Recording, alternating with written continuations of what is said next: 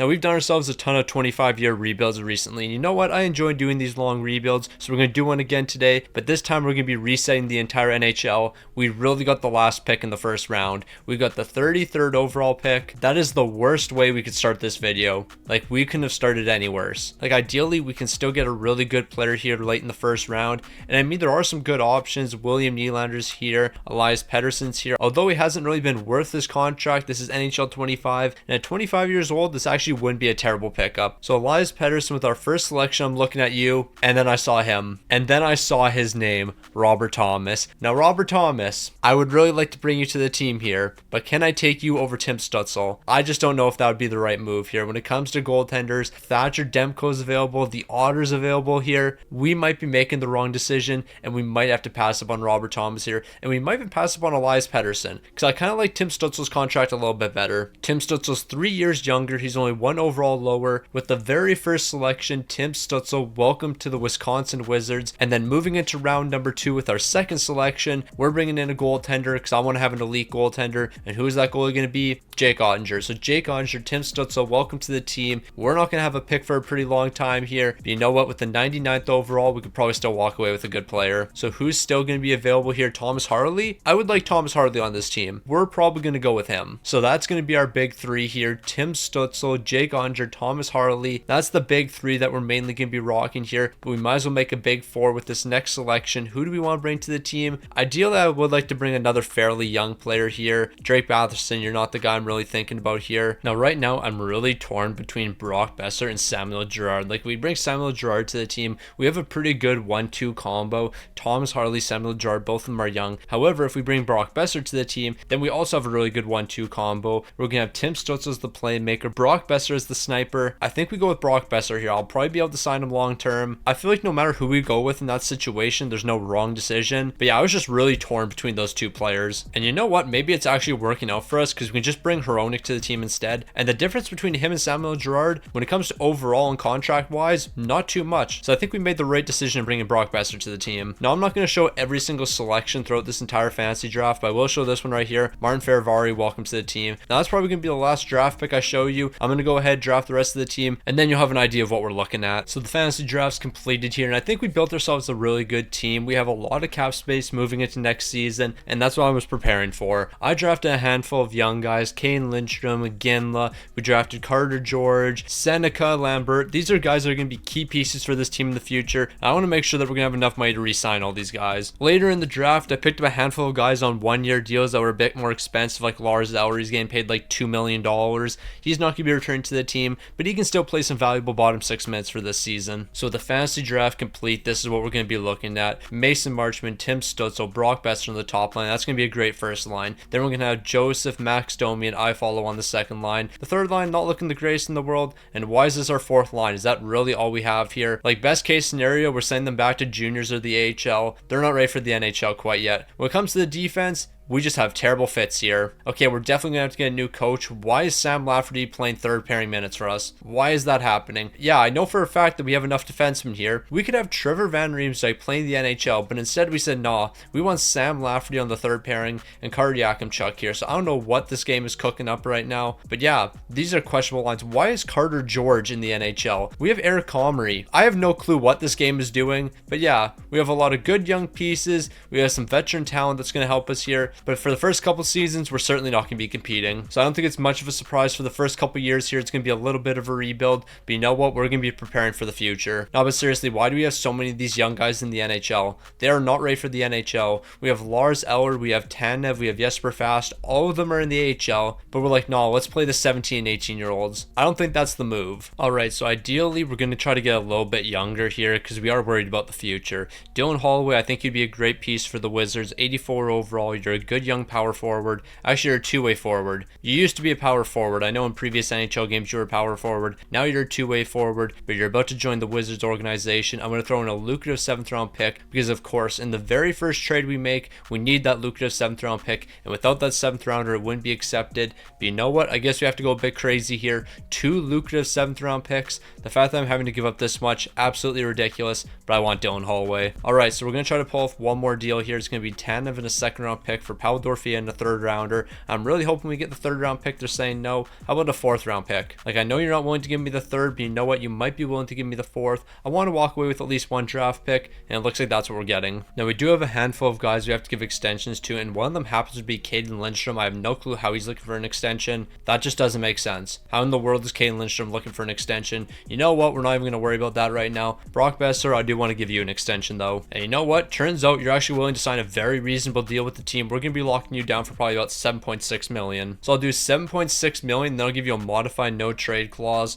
We'll do that at 50%, I think. So if I do a modified no trade at 50%, 7.6 isn't going to be enough. So how about we do 7.7? I'll do 7.75. That's going to be enough to keep Brock Besser around for the next 8 seasons. And that's honestly not too bad of a contract. Stick on the ice legend Trent Frederick, of course. I want to keep you around, and I'll always keep you around at this price. $3 million for the next 3. How about we do 2.9 for the next 3? So Trent Frederick's going to stick around here. Lars Eller isn't. Jesper Fast isn't. Iafallo isn't. Hakanpää isn't. A lot of these guys are going to be walking. So that's really all we have to worry about when it comes to extensions. So let's take one last look at the team now that the lines are officially set. Now, there's one big reason why I didn't trade our first round pick away. I do not see this team right here being super competitive. If anything, we're probably going to be in the bottom quarter. Outside of Brock Besser, Tim Stützle, and Mason Marchman, no one here is actually ready to win now. Like, Dylan Holloway is still 22 years old. Max Domi's only an 83 overall. Pavel Dorfia, he's only 23 years old. So it's still an incredibly young team here. We also have terrible defensive line fit, so there's really nothing we can do about that. Luckily, we do have a great goaltender in Jake Ottinger, so that is one positive. So it's time for us to officially get season number 1 underway. But while we simulate up to the trade deadline, if you haven't, of course, subscribe to the channel. We're trying to hit 78K by the end of the month. Okay, Montreal, I cannot say this respectfully whatsoever. This is arguably one of the worst offers I've ever seen in my life. You want to give me 36-year-old Mattias Ekholm, 36-year-old Mattias Ekholm, who's getting paid $6 million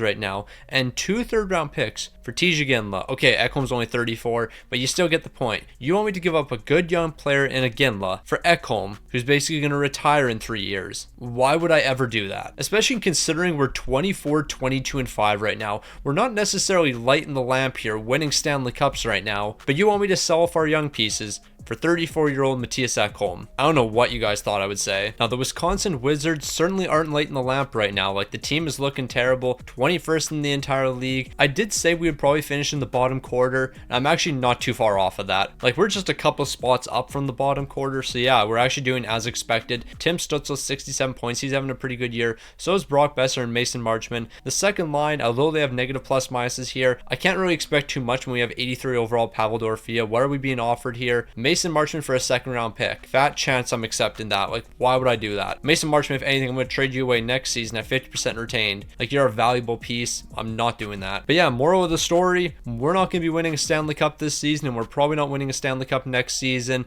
It's a slow grind to rebuild this team. The numbers aren't the greatest in the world, but look what's in front of you. To be fair though, I do feel like one of the biggest problems here is the fact that we have 0 defensive line fits. Like, nobody on our defense has a good fit, hence everyone's basically getting a -3 boost. That's not really helping anybody. So we're going to try to pull off one deal before we get to the end of the season. Jamie Alexiak and Joseph are both going to be sent over. It's going to free up $6 million for next season, but we get JJ Moser. Now, JJ Moser, he fits the timeline a bit better, but they don't want to accept it. Alright then. So I guess JJ Moser won't be coming to the team, but I still want to trade both of these guys. Alright, so we weren't able to pull off that deal with Anaheim, but you know what? We'll trade for a former Anaheim Duck and Zellweger, because technically in this universe he's a former Duck. But yeah, Zellweger's going to be joining the team here. Apparently Alexiak and Joseph isn't enough, so do you want a couple 6th round picks? Like, it's not going to cost us too much more. Here's 1 6th round pick. Is that enough? They're saying no. Here's 2 6th round picks. 2 6th round picks should be more than enough to get this deal done, so I'm going to offer this package over. The Devils are going to say no because they want a 5th round pick as well. Why can you not just accept this deal? I don't care if I'm giving up all these late draft picks.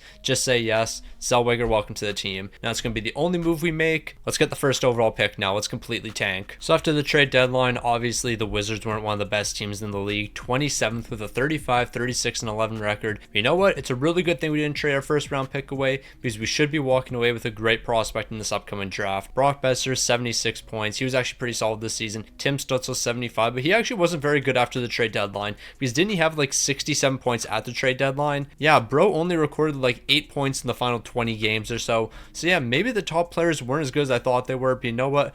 We're going to give these guys more time to develop. Jake Ottinger, 29 wins, 1 shutout, an 897 and a 329. We just have to trust in the process here. A lot of great young talent is on this team, and eventually they're going to be taking over the league. The Colorado Avalanche are Stanley Cup champions, but you know what? That's going to be us sooner than later. All right, we got to pray the Wizards get the first overall pick. We are actually dropping in the draft to the 8th overall. I knew that would happen. Why am I not surprised? Obviously, we're not going to jump from 7 to 1. Nope, we're going to drop from 7 to 8. That's the only thing that's fair. Now, Malcolm Spence, I don't actually recall if you have medium league potential. Denway, I am 99% sure that you have medium league potential here, but do I actually want to draft you? I've drafted you in a couple videos and it hasn't really worked out for us. One guy I wouldn't mind here is Matt Schaefer, so maybe we try to make a move for Matt Schaefer. As we know, it's way easier to trade for the player than the actual pick, and Matt Schaefer, you got a lot of potential, and I would really like you to run our defense in the future. So I'll offer over the 8th overall pick, and if we do the 8th overall and Trevor Van Riemsdyk, is that going to be enough to get this deal done? It actually might be. So I'm going to send this package over to San Jose. They're going to be saying no.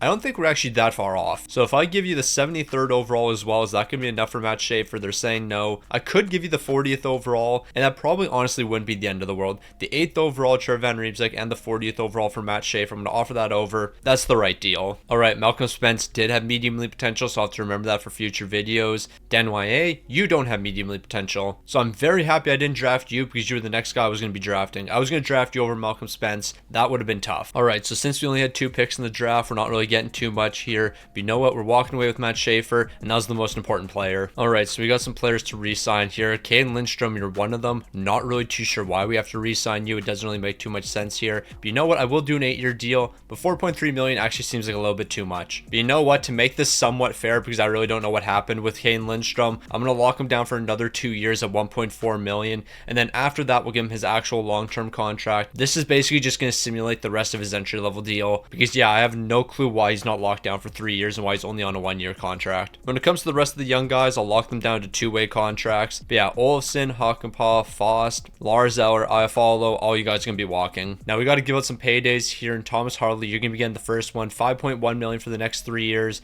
That's really not too bad of a contract. Martin Ferravari, you're going to want the next payday. How does 5.1 sound for the next 2? He's willing to accept that, so Ferravari's coming back to the team. Mason Marchman, let's try to do a multi-year deal with you. You want 5.9 million? Truthfully, that's actually not too bad either. Mason Marchman, you're going to be brought back to the team, 5.6 for the next 5. A lot of these contracts have actually been very reasonable so far. Pavel Dorofeia, where are you looking for? You want $5 million as well. Everyone wants $5 million here. It's $5 million here, $5 million there. We've spent $20 million so far. Dylan Holloway, how much are you going to be looking for? You want 3.2 million. 3.2 is a little bit much. Like, we've been paying everyone $5 million. So how about you accept 2.9 for 1 season? So Dylan Holloway's going to be returning. Zellweger's going to look for a pretty hefty contract probably. This actually isn't too bad. Can we do 3.9 million? I'll do 3.95 for the next 4. So everyone's going to be coming back here except for Sam Lafferty, and I'm okay with that. Eric Comrie, I'll let you walk as well. All right, so we got a decent amount of money, so we can bring in a couple guys on 1-year deals. Patrick Kane, 10.7 million. It seems like a lot, but for a 1-year contract, why not? Like, we have $27 million,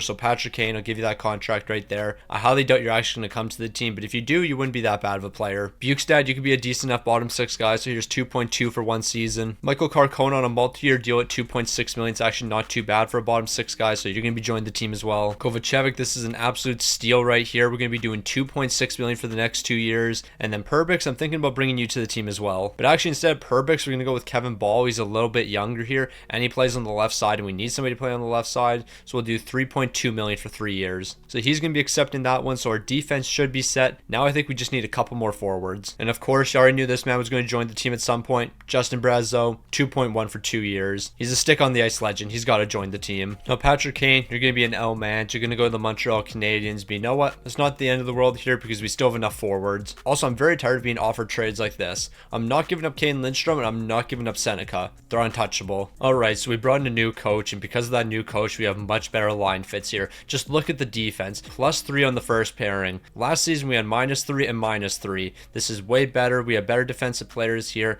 Goaltending's still looking amazing. From top to bottom, the team's in a better spot, so I'm expecting us to be a fringe wildcard team this season. Well, we're certainly better than a fringe wildcard team, 7th in the entire league, a 36-21-6 record. The offense is way better, and the defense is spectacular. This is what happens when you bring in a good coach. We had a terrible coach last season, and now the team's performing. Tim Stützle only 58 points, but Pavel Dorofeyev 57. He's turning into a big-time player. Thomas Harley 54, Brock Besser 51. We're not looking too bad here. The team's looking pretty solid. And then when it comes to goaltending, Jake Oettinger 31 wins, 5 shots, and 910 to 277. I think if we're going to do anything at the trade deadline, we're just going to clean up the bottom 6 a little bit. Defensively, we're spectacular, but bringing in a guy like Adrian Kempe, I wouldn't be against it. And I wouldn't hate, okay, never mind, we can't even trade for him. We can't trade for Rasmus Anderson either. So if we're going to trade for anybody, we can trade for Marty Necas, but I don't really want to bring him to the team. We don't need to address the defense here. Okay, maybe we don't make any trades. I guess Ross Colton is one guy that's available here, but I don't want to trade for Ross Colton. I don't want to trade for 34-year-old Evander Kane. We actually might not be doing anything. All right, so I think this actually could potentially be the one move we make. Dylan Holloway in a 6th-round pick sent over to Carolina. We bring in Rudder McGroarty. I think Rudder McGroarty has a higher ceiling. He's already an 83 overall, and he's 21 years old. Meanwhile, Dylan Holloway, he's an 85 at 24 years old, but eventually we are going to have to pay him. And I think if we paid Rudder McGroarty next season, we might be able to get for a little bit cheaper. Dylan Holloway, it's not like you're playing bad by any means, but you are minus 12 and you are playing third line minutes for us. I don't necessarily want to pay you $2.9 million next season, so maybe this deal actually makes sense for us. So Rudder McGroarty, welcome to the team. And really, outside of acquiring Rudder McGroarty, I don't think we're going to do too much here. So after picking up Rudder McGroarty, the team took a slight step back. We weren't really that much worse than we were in the first half of the season. A 44-32-6 record. The offense did take a step back, and that has me a little bit concerned. But you know what? We're still a good defensive team, and once you get to the postseason, defense is going to win you championships. Tim Stützle 72 points, Pavel Dorofeyev 69, Brock Besser 66. That's not really ideal considering how much I'm paying you right now. But Rudder McGroarty, what'd you do since joining the team here? I'm not expecting too much considering you only had 13 points. But yeah, I'm a little bit concerned here. You had 11 points. Yeah, 11 points is not that great. Oh no, never mind. You had 11 points all season. You had 6 points. 6 points in 19 games. We would have been better off with Dylan Holloway, but you know what? That move was about the future. Jake Oettinger, 39 wins, 6 shots, and 912 and a 274. So as long as you hold up your end of the bargain in the postseason, we should be able to compete. It's the first time we made the postseason with the Wizards, and we got the Dallas Stars in the first round. So we got the Wisconsin Wizards taking on the Dallas Stars, 2 great teams, and we're going to be able to steal game number 1 away. We do have to remember the Dallas Stars are the heavy favorite in this matchup. We're dropping back-to-back games, so we're going to respond in game 4, so we're keeping this one pretty close. We're a wildcard team right now, competing with the best team in the Central Division, but now we're off to an elimination game. If I'm being completely honest, I didn't expect us to beat the Dallas Stars, but the fact that we're putting up a pretty solid fight, that's something I love to see. Brock Besser, Logan O'Connor, they're picking up goals in the first period. In the second, though, the Dallas Stars are going to be responding with 3 unanswered. We're entering the third period. Dallas has all the momentum, and they're going to build on that momentum. The Ferrier is going to be picking up the final goal of the game, and we're going to be falling to the Stars. Considering everything, though, and I thought we'd be a fringe wildcard team this season, which we ended up being a wildcard team, I'll take losing in 6 games to the Dallas Stars. They were a solid team. All right, we have to talk about the Wisconsin Wizards here because our series against the Dallas Stars went to 6 games. In the second round when they took on Chicago, that was a 5-game series. In the conference finals when they played Vegas, that was a 5-game series. In the Stanley Cup final when they played the Rangers, that was a 5-game series. Hence, we were the second best team in the entire league because we were the only team that put up a fight against the Dallas Stars. That is the logic I'm going to use right now. Tim Stützle 6 points in 6 games. Mason Marchman 6 points as well. Brock Besser 4 points. Pavel Dorofeyev 4 points. Scoring wasn't really the issue here. It was keeping the puck out of the net. An 884 and a 381 for Jake Oettinger. That tells the entire story here. We weren't good enough defensively. But to be fair, I don't think you can blame our defense because we actually have some good defensive pieces here. So I don't think we're going to change too much over the offseason. We're probably going to be keeping the same defenseman. All right, shout out to our scouts that did absolutely nothing here. But this player was projected 14th. Or in the previous rankings, he was projected 14th. He's dropped to 21. We're just going to select him, and whatever we get here, we get. Medium top 4. That's not too bad. Considering we had basically 0 scouting on that guy, I'll take medium top 4. But the real question is, can we walk away with 2 medium top 4 potential defensemen here? Medium top 6. Okay. Expectations were too high after that first round selection. Now we have 2 players walking into free agency. It's going to be Bukestad and Sam Lafferty. I'm perfectly fine with both of these guys walking. Eric Connery, I'm actually okay with you walking as well. But at this price tag, I'll bring you back. $800K for 2 years. Why not? So the re-sign phase was incredibly quiet, but now it's time to re-sign some players. Caden Lindstrom, it's time to give you your actual first contract here. And I'm looking at an 8-year deal if possible. 8 years is not going to be possible because I can't commit 6.3 to you. If we did like a 6-year deal, deal or something? 5.2 is really not that bad either. How about a 3-year deal? You know what? We're just going to stick with that 2-year contract. I'll sign you to a nice little 2x2, and that will keep you around. Sign you to an 8-year contract probably makes sense, but I don't really want to pay you $6 million or even $7 million when you're only an 83. I'd rather start paying you that once you're like an 85 or an 86. Runner McGroarty, I can keep you on this team for fairly cheap. We're going to be looking at $2 million for the next 3. Actually, we can do a little bit less than that. We'll do $1.9 million for the next 3 years. So that's going to be a really good deal considering you have a pretty high ceiling. Justin Brazeau, I don't mind you on the bottom 6 here, so I can do $1.9 million. If you accept $1.9 million, you'll return to the team. Michael Carcone, I think you're probably going to be walking here. But then again, this contract isn't too bad. $1.9 million for 3 years. We can certainly work with that. Kovacevic, can I sign a cheap deal with you where you can be looking for $3.8 million? I don't hate it, but you know what? We got some young guys and they're probably almost ready to jump into the lineup. When it comes to the rest of the guys we have here, we're probably just going to be looking at 2-way contracts. Jordan's coming back for $975K. Brad Lambert, it's probably going to be the same price with you. It's actually going to be $800K for the next 2 with you. So yeah, you're going to be returning. Matt Schaefer, you're not quite ready to jump to the lineup yet, but you know what? That's not the end of the world because we do have one defenseman and they actually might be ready to jump to the lineup. I'm not too sure. Yakimchuk, where are you looking at? 76 overall. You're not really progressing as fast as I thought you would be, so I'm a little bit concerned about that. All right, so if we are going to sign a free agent, we're probably only going to be signing one here, and the guy I'm looking at, Artemi Panarin. We have the money for you,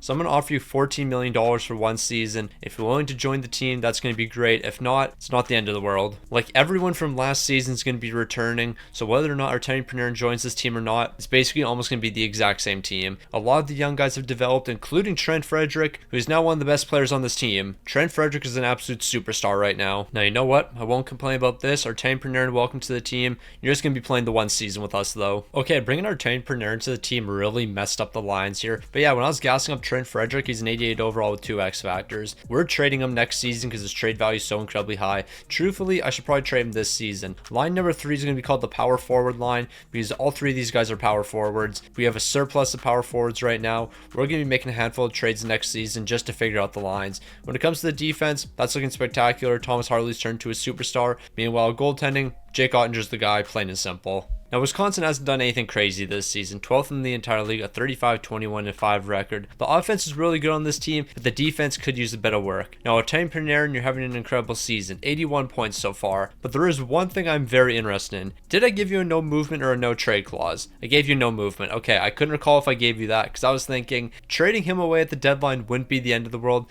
But as we just saw, I gave him a no movement. Not overly surprised at that. I was pretty sure I gave him a no movement. Goaltending wise, Jake Ottinger not having the greatest season here. But you know what? We are going to try to make some trades. And Mason Marchment, I'm looking at moving you. Like, I just don't think you fit the timeline for this team anymore. And since we brought Artemi Panarin, we moved you down to the bottom 6. So you're playing bottom 6 minutes and I'm paying you quite a bit. And your trade value has dropped quite a bit unless I just completely missed your name, which I definitely did. Mason Marchment, where are you? I'm completely missing your name. Where are you? Right here. Okay, you actually have quite a bit of value. You're an 88 overall now. Do I trade you this season or do we hold off? I think we might be holding off for one more season. And then next season, we're going to trade Trent Frederick as well because that man's going to need an absolute bag and he's an 89 overall. Okay, yeah, we're not going to make any moves here. We're just going to hold off for one more season. All right, I am very happy that we made no trades. We're 4th in the entire league, a 52-24-6 record. We were almost perfect after the trade deadline. We didn't lose any games basically. Panarin 108 points, Tim Stutzel 102, Brock Besser 86. This team was completely locked in. Every player from top to bottom, absolutely elite. The Otter, his numbers must have been incredible for how much his save percentage and goals against changed. We got to be the favorite heading into the Stanley Cup final. We're taking on the Chicago Blackhawks in the first round. It's time for the Wizards to get there first. Yeah, I don't really know what happened after the trade deadline, but this team got significantly better. Look at our final 6 games heading into the postseason. This team was perfect. We dropped game number 1. Why am I not surprised? A shutout in game 2 is pretty big though. Can we win game number 3? Yes, we can. Unless we're picking up shutouts, we are not winning games right now. Jake Ottinger, it all relies on you. I need you to be perfect. We're going to be stealing game number 5 away. Can we steal game 6 and move on to the second round? It all comes down to this game. 7 goals allowed. Okay, so Jake Ottinger is either the greatest goaltender of all time or the worst goaltender of all time, and there's basically no difference. In almost all the games we've won, he's been perfect, and he hasn't been perfect in this one. Actually, what am I talking about? Okay, for some reason I got the logos mixed up. I thought we were being dominated in this series. Nope, we won 7-4. Yeah, after this first period, I saw all the red, and I thought all this red was Chicago, and for some reason, I thought Suter was our team, but nope, it's the other way around. We completely dominated Chicago. We're off to the second round. round. Yeah, I completely forgot to factor in the fact that both of these teams are red. Both of their team colors are red. Hence, when they score, the little goal icon is going to be red because they're both red teams. I know exactly what I'm yapping about here, but you know what? We got to move on to the second round. We're taking on the Colorado Avalanche. We're going to be split in the first 2 games, but we're dominating after that. Can we win 4 straight games and move on to the conference finals? I think the Wizards certainly can do that, and they're scoring 11 goals. Okay, we know how to score goals. So we've made to the conference finals where we have to take on Connor McDavid and the Edmonton Oilers. Now, that certainly won't be an easy matchup, but you know what? They better be able to stop our offense. We have to worry about stopping McDavid and the Edmonton Oilers, but they got to worry about stopping us. What am I talking about? We did a fantasy draft. McDavid's not even on Edmonton anymore. I am really not on my game in this season. Talking about how we're losing to Chicago when we're dominating. Talking about how Connor McDavid could potentially beat us when he's not even on the Edmonton Oilers anymore. I'm just saying things. All we have to know is we made to the Stanley Cup final and we have the Florida Panthers up next. We're in season number 3 and we've already made to the Stanley Cup final. Are we going to be able to win in season number 3? Of course we are. We're the Wisconsin Wizards, and in these big time moments we're going to show up. We dropped the first 2 games. We're down 3-1 in the series. Sometimes I feel like I'm just better off not saying anything. I feel like we should just watch the postseason in complete silence and we'll probably have a better chance at winning. But you know what? We can stay alive in this series, but we have to win this game right here. We're exchanging goals in the first period. Florida's taking the lead thanks to Brendan Gallagher. Can we respond in the third period? We're responding, but it's not going to be enough. Rasmus Ristolainen scoring the game winner. We lost due to a Rasmus Ristolainen third period goal. No, that didn't just happen. We did not just lose the Stanley Cup due to a Rasmus Ristolainen third period goal. I am sick. I am sick to my stomach, but I know for a fact our postseason scoring must have been incredible because all we did during this season was score goals. Brock Besser 32 points and he was -3. These goaltending numbers from the Otter must be atrocious because yeah, unless this man was playing like an absolute god, we weren't winning games. He had a 901 and a 316 with 3 shutouts. Yeah, the team was just not locked in during the postseason. Offensively, we were locked in. Defensively, we couldn't have been any worse. We lost this Stanley Cup due to our atrocious defense. And you know what? I don't even think our defense is that bad. We have some great defensemen on this team. Clearly, it wasn't good enough. All right, Mason Marchment will be traded away, and potentially we might also be trading Trent Frederic away. There's 2 franchise potential players here. I want to try to pick up at least one of them. Tampa Bay, how much value does your first round pick have? Not actually as much as I thought it would. Okay, we might try to get both of these first round picks. Columbus, how much does yours have? Not that much either. Okay, we could potentially be walking away with 2 franchise players here. So Mason Marchment, I'm going to send you over to Columbus. I'll also send our 32nd overall pick over to Columbus. Is that going to be enough for the 2nd overall? They're saying no. Not really surprised at that. I'm actually willing to do multiple first rounders in this deal. That's how valuable I think Land DuPont's going to be for us in the future. Mason Marchment, I already planned on moving you. So yeah, I'll package you up with somebody else. Who do I want to trade you with? I don't really want to move Yakimchuk here. So ideally we hold on to him. Brad Lambert, you're up to an 82 overall, so I kind of want to hold on to you. Trent Frederic, I should trade you away sooner. Your trade value's dropped a lot. So I guess we're going to do this. Mason Marchment, 32nd overall, a future first rounder, and Trent Frederic. All of this sent over to Columbus, and it's still not enough. What do you possibly want? Here's a 2nd round pick as well. This is a massive trade right here for the 2nd overall, and it's a little bit low. Who has more value than Trent Frederic? We need somebody with a little bit more value than Trent Frederic. Rudder McGroarty. If we trade Rudder McGroarty, we get this deal done. And you know what? In order to get the 2nd overall pick, I'm willing to trade Rudder McGroarty. So we got ourselves the 2nd overall pick, and that means Landon DuPont's going to be joining the team. He's only a 74 overall to begin, so we're going to have to give him a couple seasons to develop. We're going to simulate the 3rd pick. That was an 80 overall medium elite potential player. We got the guy we wanted, but we're actually going to head back over to Columbus because Rudder McGroarty, I want to bring you back to the team. Now, how in the world are we going to bring Rudder McGroarty back to the team here? We're just going to trade Trent Frederic. Like, Trent Frederic wasn't enough, but he has pretty similar value to Rudder McGroarty. So we'll do Trent Frederic and probably a 7th round pick, and then we can get him back. So I'll offer this package over to the Columbus Blue Jackets. They want another 7th round pick. So it was literally that simple. Trent Frederic and 2 7s over to the Columbus Blue Jackets. We get Rudder McGroarty. So in the future, we're going to have the greatest defense of all time. There's going to be no team able to compete with our defense. Like, I don't think we can comprehend how good our defense is going to be as long as we can keep everybody around here. One of the key pieces on our defense, Matt Schaefer. He's going to be an incredible player for us. On top of Matt Schaefer, we have Yakimchuk. On top of Yakimchuk, we now have Land DuPont. On top of Land DuPont, here's some of the current defensemen that we have. We have 92 overall Thomas Harley, 91 overall Hronik, 88 overall Martin Feravari, 88 overall Zellweger. We are going to be unstoppable in the future. So Panarin, I was thinking about letting you walk here, but you know what? We have $25 million in cap space. So yeah, why not keep you around? I'll do $10 million for 1 season and you'll stick around for 1 more year. That works for me. So our Artemi Panarin's going to be coming back to the team. Kovacevic's going to be leaving. We'll sign these 2 rookies. we're running it back with the same team. So we re-signed our team Panarin for 1 season, but we're not going to be re-signing him after this season. Everyone else here, they got to be signed to multi-year deals. Carter Yakimchuk, you are one of those guys. If I did an 8-year deal, where are you looking for? 5.6 million. I don't hate that. I think if we did one less year, though, we can get that down to 5.1 million. That's not a bad deal. I mean, if we did 6.5, that's not even enough for 7 years. So if I gave you a no movement, then you'd be willing to stick around, but I don't really want to do no movement. How about a no trade clause? Okay, this is actually not that bad of a deal now. We do 7 years at maybe 6.3 million. That's pretty good for him. 7 years, 6.3 million. A modified no trade clause in the final 2 years. So if we want to trade him away because he's looking for too much money, we're going to be able to do so. He's only 21 years old. He's still going to turn into an elite defenseman for us, and we have lots of cap space to work with. So Yakimchuk, you're going to stick around here. Justin Brazeau, Kevin Ball, both you guys probably won't return to the team. Max Domi, you probably won't even return. We're probably actually going to trade you away sooner than later. But you know what? You can run the second line for 1 more year. And then Martin Ferravari, I was a little bit concerned with you, but now that I'm seeing you're only looking for like $6 million, we can make this happen. So I think I'll do a modified no trade clause with you as well. We'll get that up to 50%. And then if we do $6 million for the next 5, I'll make that 6.1 million. Actually 6.2. 6.2 for the next 5 for Martin Ferravari. That's a pretty solid deal, and he's accepting immediately. So yeah, we got a lot of cap space when it comes to extensions, but we don't really have anyone we have to sign. All right, so the team's better than ever. The top 6 looking absolutely elite with 2+5 boosts. The bottom 6, you can notice a lot of young players. Lambert, Aginla, Seneca. That's fantastic. The defense, it's a bit better. I mean, we have 84 overall Yakimchuk on the 3rd pairing. I think that's a pretty good defense right there. And then when it comes to goaltending, we got the Otter. We have Carter George, still 2 years left under contract. Yeah, we're in a very good spot. Okay, I have absolutely no comment. No comment whatsoever. How in the world is this happening? Like, it doesn't make any sense whatsoever. We're not scoring. This team right here isn't scoring goals. This team that has 94 overall Tim Stützle, 88 overall Artemi Panarin, 90 overall Brock Besser, 89 overall Pavel Dorofia, 89 overall Caden Lindstrom, 92 overall Thomas Harley, 85 overall Rudder McGroarty, 91 overall Hronek, 88 overall Zellweger, 85 Max Domi. On the bottom 6, by the way, 84 Logan O'Connor, 82 Brad Lambert. This team isn't scoring goals. This team right here isn't scoring goals. We're keeping the puck out of the net, but you're telling me we're not scoring goals. We're supposed to be talking about winning a Stanley Cup right now.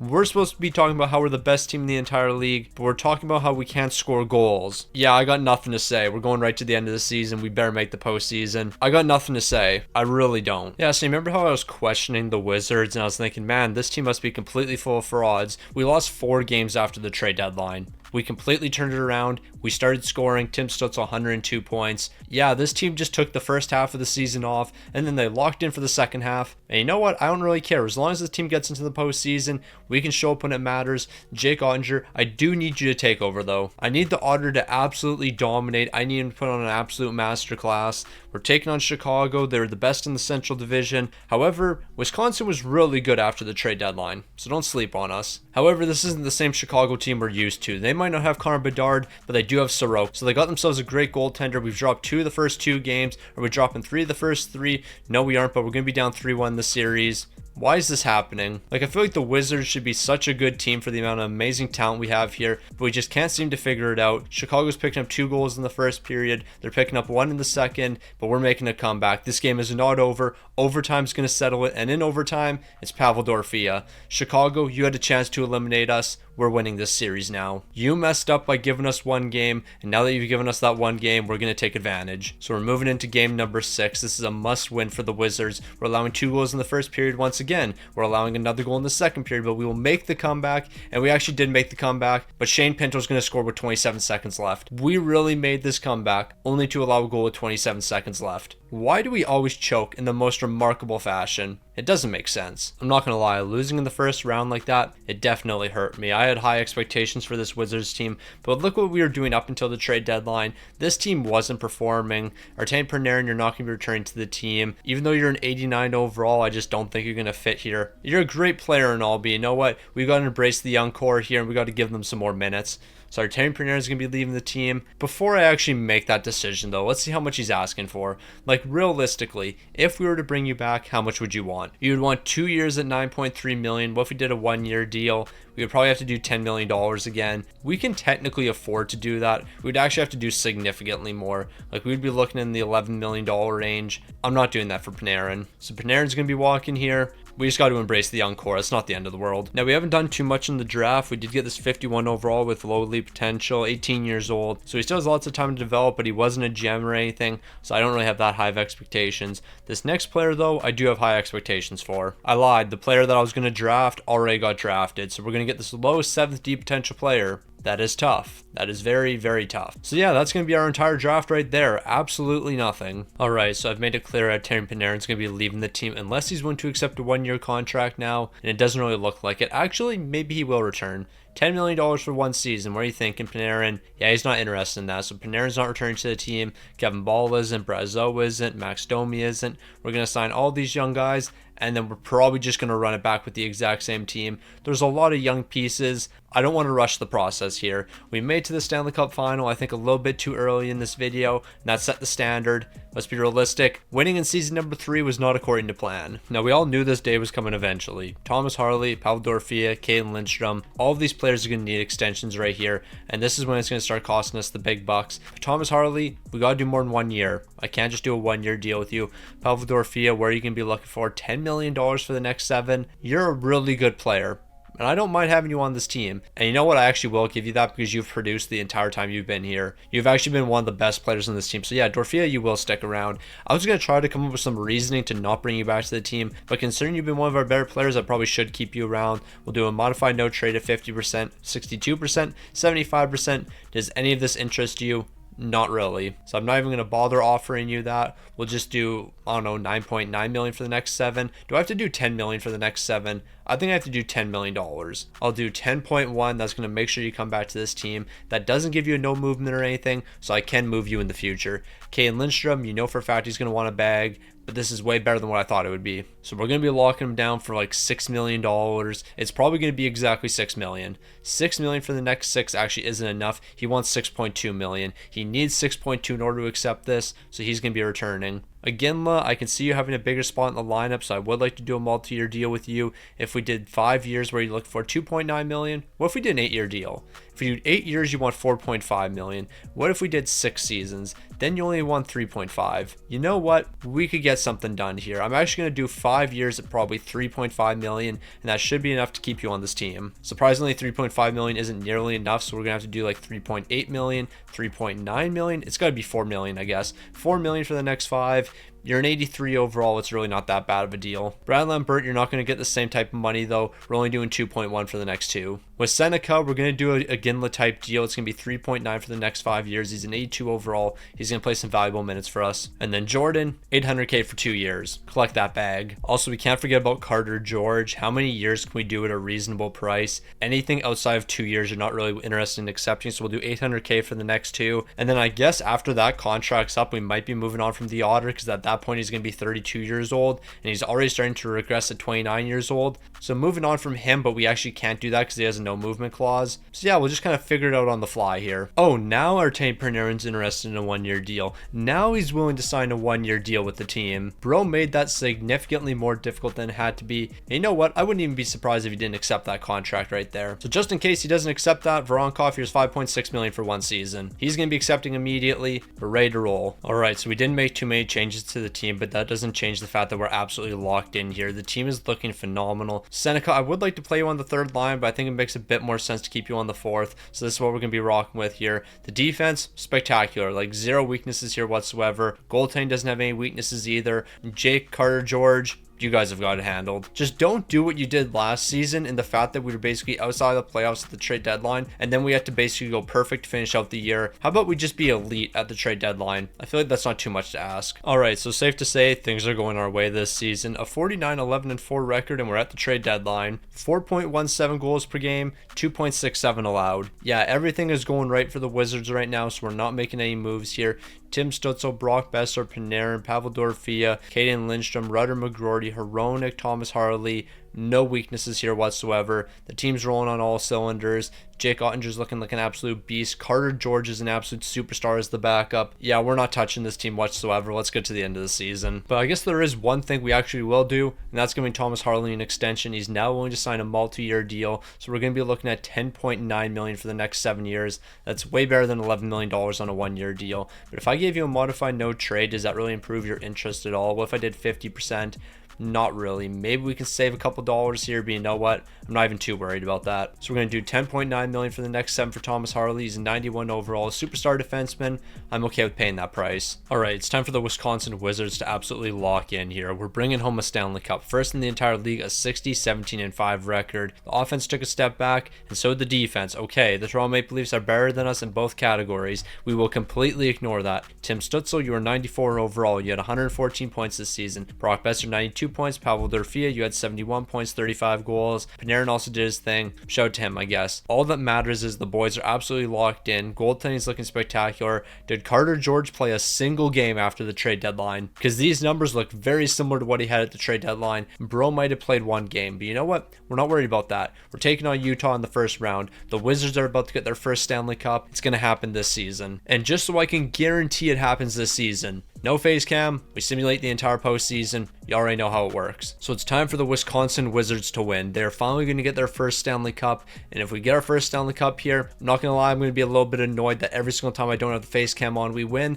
But now we're losing, and we're getting absolutely smoked by Utah. We are not losing in the first round after being first in the entire league. We will respond. We will win this series. We lost in 7 games. Move on to next season. I don't care what the stats are. We're moving on. Ain't no way that happened. This method works 99.9% of the time, and the times it doesn't work, we'll probably lose in like game 7 of the Stanley Cup final or a hard fought series in the conference finals. Nope, game 7 of the first round. This method is washed. So Chicago's going to win the Stanley Cup over the Florida Panthers, but we really did that. We really lost in the first round after winning 60 games. I think I might be a washed GM. I don't think it really matters how good of a team I build. I will never win another Stanley Cup. It just won't happen. In the past 2 25-year rebuilds I've done, I can build the greatest team imaginable. We can win 85 games in an 82-game season. We'll still lose in the first round. It's just a matter of time. All right, now this is going to be a really good draft for us. We just got Hadar, medium top 6 potential, but he's not the prospect I'm focused on.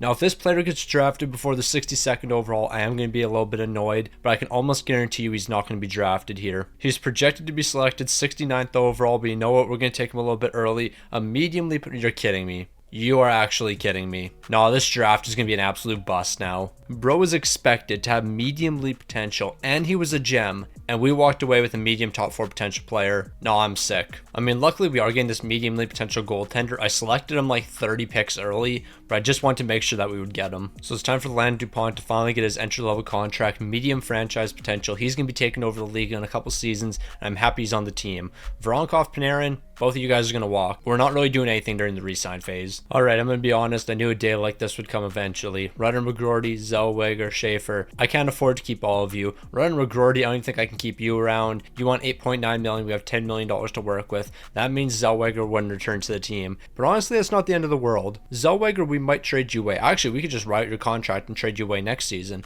We can do that with Rudder McGroarty as well. I think we should decide who we're going to be keeping as defenseman here. Matt Schaefer, I really like this contract, so I want to keep you around. We'll do 5.6 for the next 5 years, so yeah, you're going to be sticking around for sure. Rudder McGroarty, can't promise anything. All right, Pavel Dorfia, you're being traded away. You've dropped to an 86 overall, and I just gave you $10.1 million. So yeah, you're being shipped out immediately here. Logan O'Connor, I'm going to be honest, I do not recall giving you a modified no trade, but apparently I did. All right then. So yeah, Logan O'Connor, I guess we'll trade you away as well. Actually, we don't have to trade you. You're an 85 overall, only getting paid $2.4 million. We'll keep you. Pavel Dorfia, though, we do have to move you. All right, so this is what we're going to do with Pavel Dorfia. Him and a first round pick are going to be sent over to the Dallas Stars. We're bringing in Will Smith. He's going to be our second line playmaker. This is a really good deal for us because Pavel Dorfia, your contract is already aged incredibly bad. Will Smith, you're going to age really well for this team. Now, they said no to a first round pick and a second round pick, but how about Pavel Dorfia and 2 first rounders? There we go. Those first round picks aren't going to be super valuable considering we're about to win a couple Stanley Cups. All right, so this is what we're going to do because we have to clear up a little bit of money because I do want to bring Rudder McGroarty back. Martin Ferravari is going to be sent over to Boston.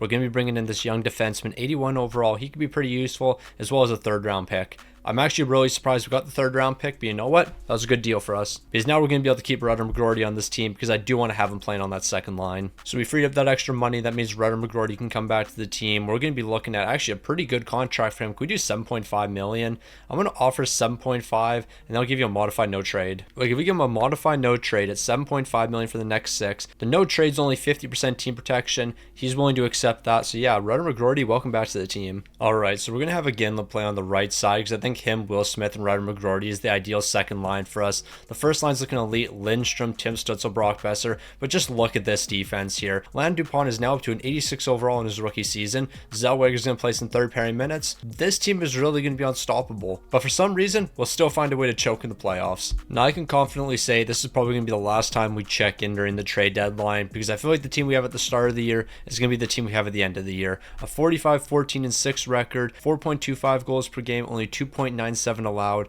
From top to bottom, our team's incredible. Tim Stützle, 94 points. Brock Besser, 80. Will Smith, 79. So he was a great pickup. Rudder McGroarty, 71. Ginla, 63. All of these guys are borderline a point a game right now. We almost have 6 players averaging a point a game. We are absolutely locked in. And then Jake Ottinger, 38 wins, 3 shots, a 904 and a 289. I just need you to step up when it matters. Win me some games in the postseason, and we can get ourselves a Stanley Cup. So the Wisconsin Wizards, first in the entire league, a 58-18-6 record, but the regular season success does not mean anything. Tim Stützle, 118 points. Brock Besser, 101. Will Smith, 93. Rudder McGroarty, 89. So 4-point-a-game scorers. Then we're going to have Lindstrom, Ginla, Harley, Hronek, Logan O'Connor. Logan O'Connor's low-key been a really good player for us. He's just big dog chilling there on the bottom 6. Jake Ottinger, 49 wins, 4 shots, a 907 and a 283, but we need to show up. We need to show up right now. The postseason has begun. We're taking on the Winnipeg Jets. I want to win some Stanley Cups, and we got to start taking this a lot more serious. Like, we got to be winning multiple Stanley Cups here.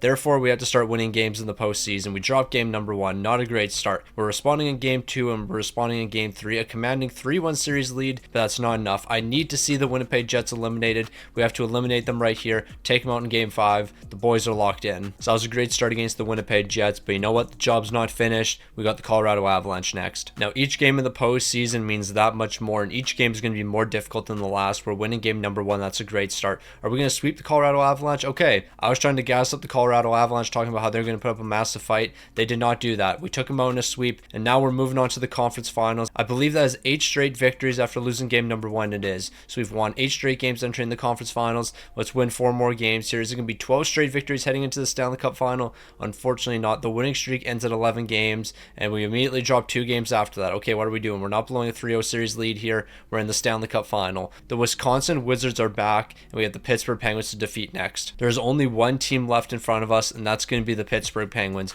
I refuse to lose to the Pittsburgh Penguins. From top to bottom, we are the best team in the entire league, and the Wizards will not fall. We are going to take down the Penguins, and we will finally be Stanley Cup champions. We have a 3-1 series lead. Give me game 5. You just have to give me game 5 right here. You didn't do that. Now give me game number 6. You can give me game 6. What are we doing? Why are we doing this? We do this time and time again. We should be Stanley Cup champions by now. But nope, we're off to game 7. Game 7 elimination. Thankfully, we're picking up the first 2 goals. In the second period, we're picking up another 2. It's a 3-goal game, and Pittsburgh can easily make this comeback, but it's not going to be happening. Seneca's picking up a goal in the third period. The Wisconsin Wizards are Stanley Cup champions. We finally done it. It only took till year number 6 for this team to hoist the Stanley Cup, but we're not done yet. We're bringing home at least 10 in this video. So we almost blew a 3-1 series lead, but you know what? We still came out on top. Tim Stützle, 39 points. Brock Besser, 26. Ginla, 21. Logan O'Connor, 21. Shout out to Logan O'Connor. What an absolute beauty. Like, he's just been a stud this entire video. And I didn't expect Logan O'Connor to be a stud, but you know what? He has been. And you know who else was great?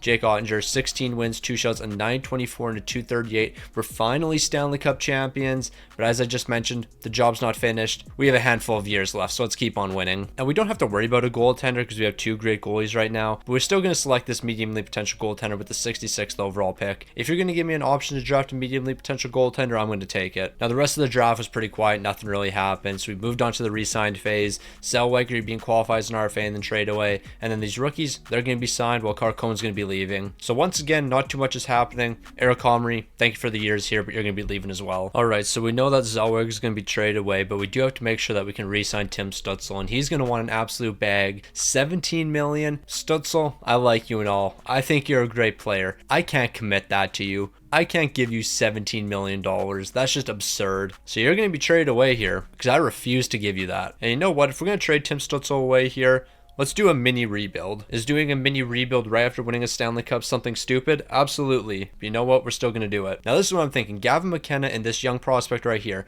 both of you guys could be a valuable asset for us in the future. I'm going to give up Tim Stützle, and we're going to get this deal done. They're saying no. I'll throw in like a second round pick or something. How about instead of a second round pick, I do a third rounder? I'm going to offer this over. They're saying no. How about we go 1-for-1? Tim Stützle straight up for Gavin McKenna, 1-for-1. We need to add a bit more. I'm offering you more. Like, I'm offering you more than enough here. My trade value is more than your trade value. You need a couple 7th round picks or something. This is stupid. Here's a 4th rounder as well. I'll give you a 7th and a 4th. Give me Gavin McKenna. There we go. That was a great deal right there. We're going to make a couple more. All right, I have a plan here, and this is a big brain plan if it works out. Brock Besser straight up for Zach Benson. We're going 1-for-1 here. Apparently, we have to add a little bit more. Not the end of the world. Can I add Hronek to this deal? Yes, I can. Now, New Jersey, I want something else back as well. If you're going to give me Zach Benson, how about you give me Marco Kasper as well? Actually, give me Reeves. I wouldn't mind Reeves. Is this Austin Reeves? Please be Austin. AJ Reeves. That's a bit disappointing.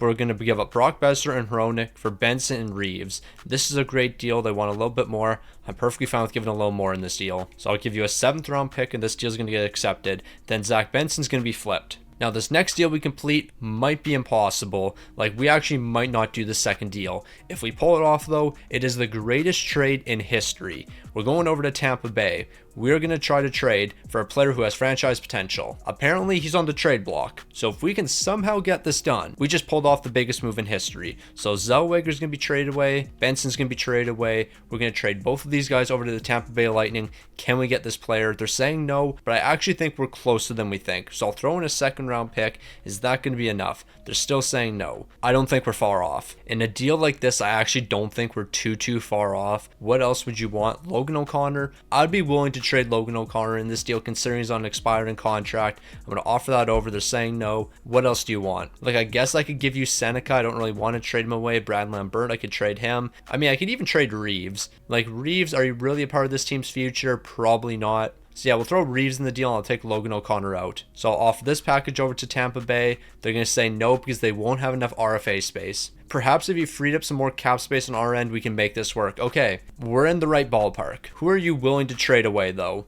Like, you're going to have to give me somebody on a hefty contract. Provorov. I could take on Provorov's contract. So if we did this deal right here, Tampa, are you going to accept it? They're willing to do this. So we're just bringing in Provorov for the 1 season. Let me just double check to make sure he hasn't signed an extension though. If he signed an extension, this deal's not happening. He has not signed an extension. So we're going to pull off a trade for a high franchise potential player. I don't think I've ever done that before. I think the only way I've ever done that is trading a franchise potential player away for another franchise potential player. But you know what? We're actually going to do the impossible here. We're acquiring a franchise potential player, and I didn't trade any franchise potential players away. Now, can we afford to keep this player? That's the next question. I mean, I guess the first thing we could do is just trade Provorov away. Like, I'm pretty sure there's somebody willing to take on his contract. Who wants Provorov? Detroit, here you go. So we just freed up $10 million. Now with this 96 overall player, what are you willing to sign?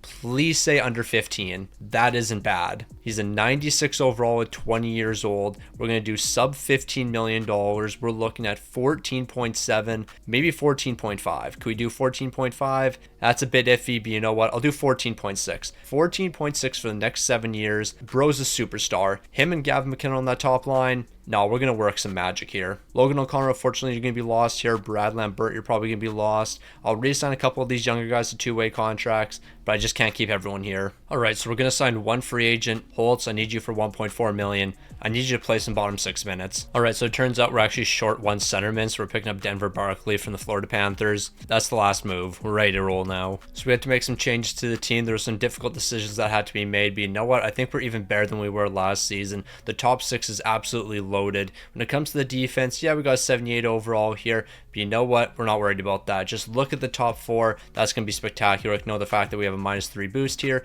That That doesn't matter whatsoever. Jake Oettinger, Carter George, it doesn't matter if our third pairing's not the greatest. They'll make those big saves. Now, Wisconsin, we went through a rebuild, but we came out better on the other side. 4.12 goals per game, 2.52 allowed. The best offensive and the best defensive. Garachev, you're picking up 67 goals, 52 helpers, 119 points. Clearly, that trade was the right decision. 4 guys averaging a point a game here. Lindstrom, Iginla, Harley, DuPont. You're playing your role in this team, and it's helping a ton. Meanwhile, the Otter, a career season. 52 wins, 7 shouts, a 917 to 244. I need you to stand on your head in the postseason. We need to win, and we need to win another one right now. We're taking on the Dallas Stars, your former team. You know how this team plays. We should be able to beat them. So I need Jake to lock in right now. I need this man to play at the top of his game, better than he's ever played before. We're winning the first 2 games. That's great. Can we win the first 3? That would be even better. Unfortunately, we're dropping game number 3, but we still got ourselves a 3-1 series lead, so we're going to be moving past the Dallas Stars. I'm already focused on the second round. Now, the Dallas Stars didn't put up too much of a fight, but we have the Colorado Avalanche up next, and I can guarantee you they're going to put up a bigger fight. Now, I haven't mentioned the exact word on what we're trying to do, and you know what? I shouldn't even have mentioned it. You know what? We're going to completely forget, wow, that happened. Okay, what I was going to say is we're trying to repeat here, but you know what? I decided not to say the words, but you know what? I brought up the idea of repeating, so that's why we're down in the series right now. Can we make the comeback? No, we cannot. I shouldn't have said anything. I jinxed it. I apologize to all the Wisconsin Wizards fans. This is all my fault. This is all my fault. We cannot blame anyone else for this. This is me, and this is me alone. None of the players on the team, none of the goaltenders, none of the coaches, none of the scouts. We cannot blame anyone else except for me. Stick on the ice did it. He really ruined our chance at repeating. No, I want to apologize to all Wizards fans. This is literally all my fault. You cannot blame any of the players. You can't blame the goaltenders. There's no one for you to blame other than me. Stick on the ice really messed this one up. He brought up the idea of repeating, and that clearly shouldn't have been brought up. You never mention a streak while you're on the streak. You just keep on playing and you discuss it afterwards, but you never mention the streak while you're on the streak. And that's exactly what I did. I mentioned the repeat while we were trying to repeat, and we ended up losing. It's all my fault. All right, now this might be the most forgettable draft in history. At this point, I'm just taking long shots. We got a low top 6 potential defenseman. I think that might have been the best player we got in this draft. We only had 3 picks, but yeah, nothing notable here. So Logan O'Connor, Brad Lambert, Barkley, Holtz, all of you need to be re-signed. Logan O'Connor, I can almost guarantee I can't bring you back to the team. I can't commit $4 million to you, so you're officially going to be walking. It's a sad day. Brad Lambert, can't commit $4 million to you. Barkley, can we please do a reasonable deal? 2.7 I don't hate, but I don't love it. So would you be willing to accept maybe 2.6 on a 1-year deal? What if we did a multi-year deal? You're not really interested in that. I guess we'll do 2.6 for 1 season. We need somebody to rejoin the team to play in the bottom 6, and it looks like it's going to be him. Holtz, can I bring you in on a cheap deal? I don't want to do 2.7. We only have $5 million to work with here. We do have this young defenseman, medium top 4 potential, 74 overall, so I'll give him his entry level contract. But yeah, we'll just give guys their entry level contract here, and if I can re-sign this guy to a 2-way contract, I will. All right, now this is where we're going to run into a lot of our troubles. Will Smith, Land DuPont, both you guys need extensions. Land DuPont, I think you're the most important piece out of these 2 players. You want $11 million, and you know what? I believe you're worth that much money, so I'm going to give you pretty much close to that. We're going to do 10.6 for the next 5 years. Now, Will Smith, how much money do we have left for you? We're about to find out. You want $15 million on a 1-year deal. Okay, yeah, I am not willing to do that, so you'll just be traded away. Yeah, Will Smith, thank you for the 1 season you played with us. I think you only played 1 season with us. Yeah, I gotta ship you out here. I can't afford to give you that much. Denway, I was unfamiliar with your game. I did not realize you're going to progress to an 88 overall, so I'm willing to trade Will Smith for you, considering you're under contract for the next 5 years of $5.6 million. You could play second line minutes for us, and you're on a reasonable contract. All right, so this is what we're doing. Will Smith, a 1st round pick and a 4th round pick. Denway, and 3 1st round picks from the Pittsburgh Penguins. This is an absolute steal. They want a little bit more. I'll give you multiple 4th rounders. We're walking away robbing the Pittsburgh Penguins. Like, we just completely robbed that organization. So we got $9 million to work with here, but we do need to sign a couple players for the bottom 6. So I'm hoping we can find some absolute steals here in free agency. Lawson Cross is looking for a 2-year deal. I don't want to do a 2-year deal. It has to be 1-year deals. Jonathan Drouin, I guess that's not too bad. Tamula, we could do this. 1 year, $2.8 million. You're a young enough player. How about we do 2.7? Actually, I'll just give you 2.8 for 1 season. You're going to be joining the team. You're going to play some good bottom 6 minutes. Ideally, we can find somebody that's willing to sign a multi-year deal at like 1.9 million or something. That'd be the perfect situation. And you know what? We might have found that, but Jack Roslovic, you're 34 years old. Don't really want to do that. Sakura, I'll give you 2.9 million for 1 season. You're basically one of the only players I can afford. And then we need one more player here, preferably a left winger. I just need to bring him in for 1 year. Is there any left wingers willing to sign a 1-year deal? I mean, Fitzgerald, I guess you're a UFA right now. You're only only 23 years old. I can do a 1-year deal. I know you're not a left winger, but you know what? 1.8 million for you, that's actually a pretty good deal. What do you mean you're looking at your offers? I'm the only person that's giving you a contract. Bro's yapping. All right, so here we go. The top 6 is looking basically the exact same, except NYA is going to be stepping in for Will Smith. He's an 88 overall. He's going to look fine alongside Kane Lindstrom and Aginla. The bottom 6, maybe not as good as it used to be, but you know what? We got a lot of great players here. The defense, absolutely spectacular. I don't care if there's a -3 overall boost right here. That doesn't mean anything. Goaltending, we have the Otter. We have Carter George. It's time for this team to take over and start their dynasty. We should have started a dynasty a handful of seasons ago, but we're just not going to talk about what's been happening. Now, the Wizards have completely fallen off, second in the entire league. What happened to the great dynasty we were supposed to be building here? We were significantly better defensively than the Toronto Maple Leafs, so it is important to mention. Gravchevic 105 points, Gavin McKenna 100, and then everyone else did basically nothing this season. I don't know why that's the case, but you know what? We're not going to worry too much about it. The Otter 45 wins, 9 shots, and 914 at 259. These are the best numbers you've ever had. I need one outstanding postseason performance from the Otter here. We got to get another Stanley Cup. We're taking on Vegas in the first round. Jake, I need you to play hockey like you've never played hockey before. Every shot that comes your way, you have to stop. No matter what happens, you have to save every shot you face. And you've actually almost been doing that. You've been really good. You just allowed 7 goals. Why'd you have to do that to me? I was gassing you up and then you allowed 7 goals. How could you do this to me? Jake, you let me down. Even by allowing 7 goals, though, your goals against actually might not be that bad. So Jake, you've been as good as you possibly could be so far. We're taking on the Dallas Stars next. All that success has to continue. So the Otter was great in round number 1, but is he going to be great in round number 2? 7 goals allowed here, 6 goals allowed here. If Bro stands on his head, we win games. If he faults in any way, we lose games. Win game number 6. I don't want to go to game 7 elimination. We're not going to game 7 elimination. We're moving on to the conference finals. We have the Anaheim Ducks up next. Jake, you can't have any bad games moving forward. You allowed 6 goals in game number 1. No more bad games. I refuse to allow you to have any more bad games here. Win game number 5 and you're in the Stanley Cup final. And that's exactly what we're doing. Here we go. In Jake Ottinger, we trust. If he plays elite, we're winning a Stanley Cup here. If he faults in any way, we're not going to be winning one. He needs to be perfection in the postseason right now. And you know what? He's not doing that for me. Like, why is Bro so inconsistent? He'll have like 3 shutouts in a row or 3 games where he only allows 1 goal. And then he'll just allow 7 in one game because why not? It's a tie game entering the 3rd period.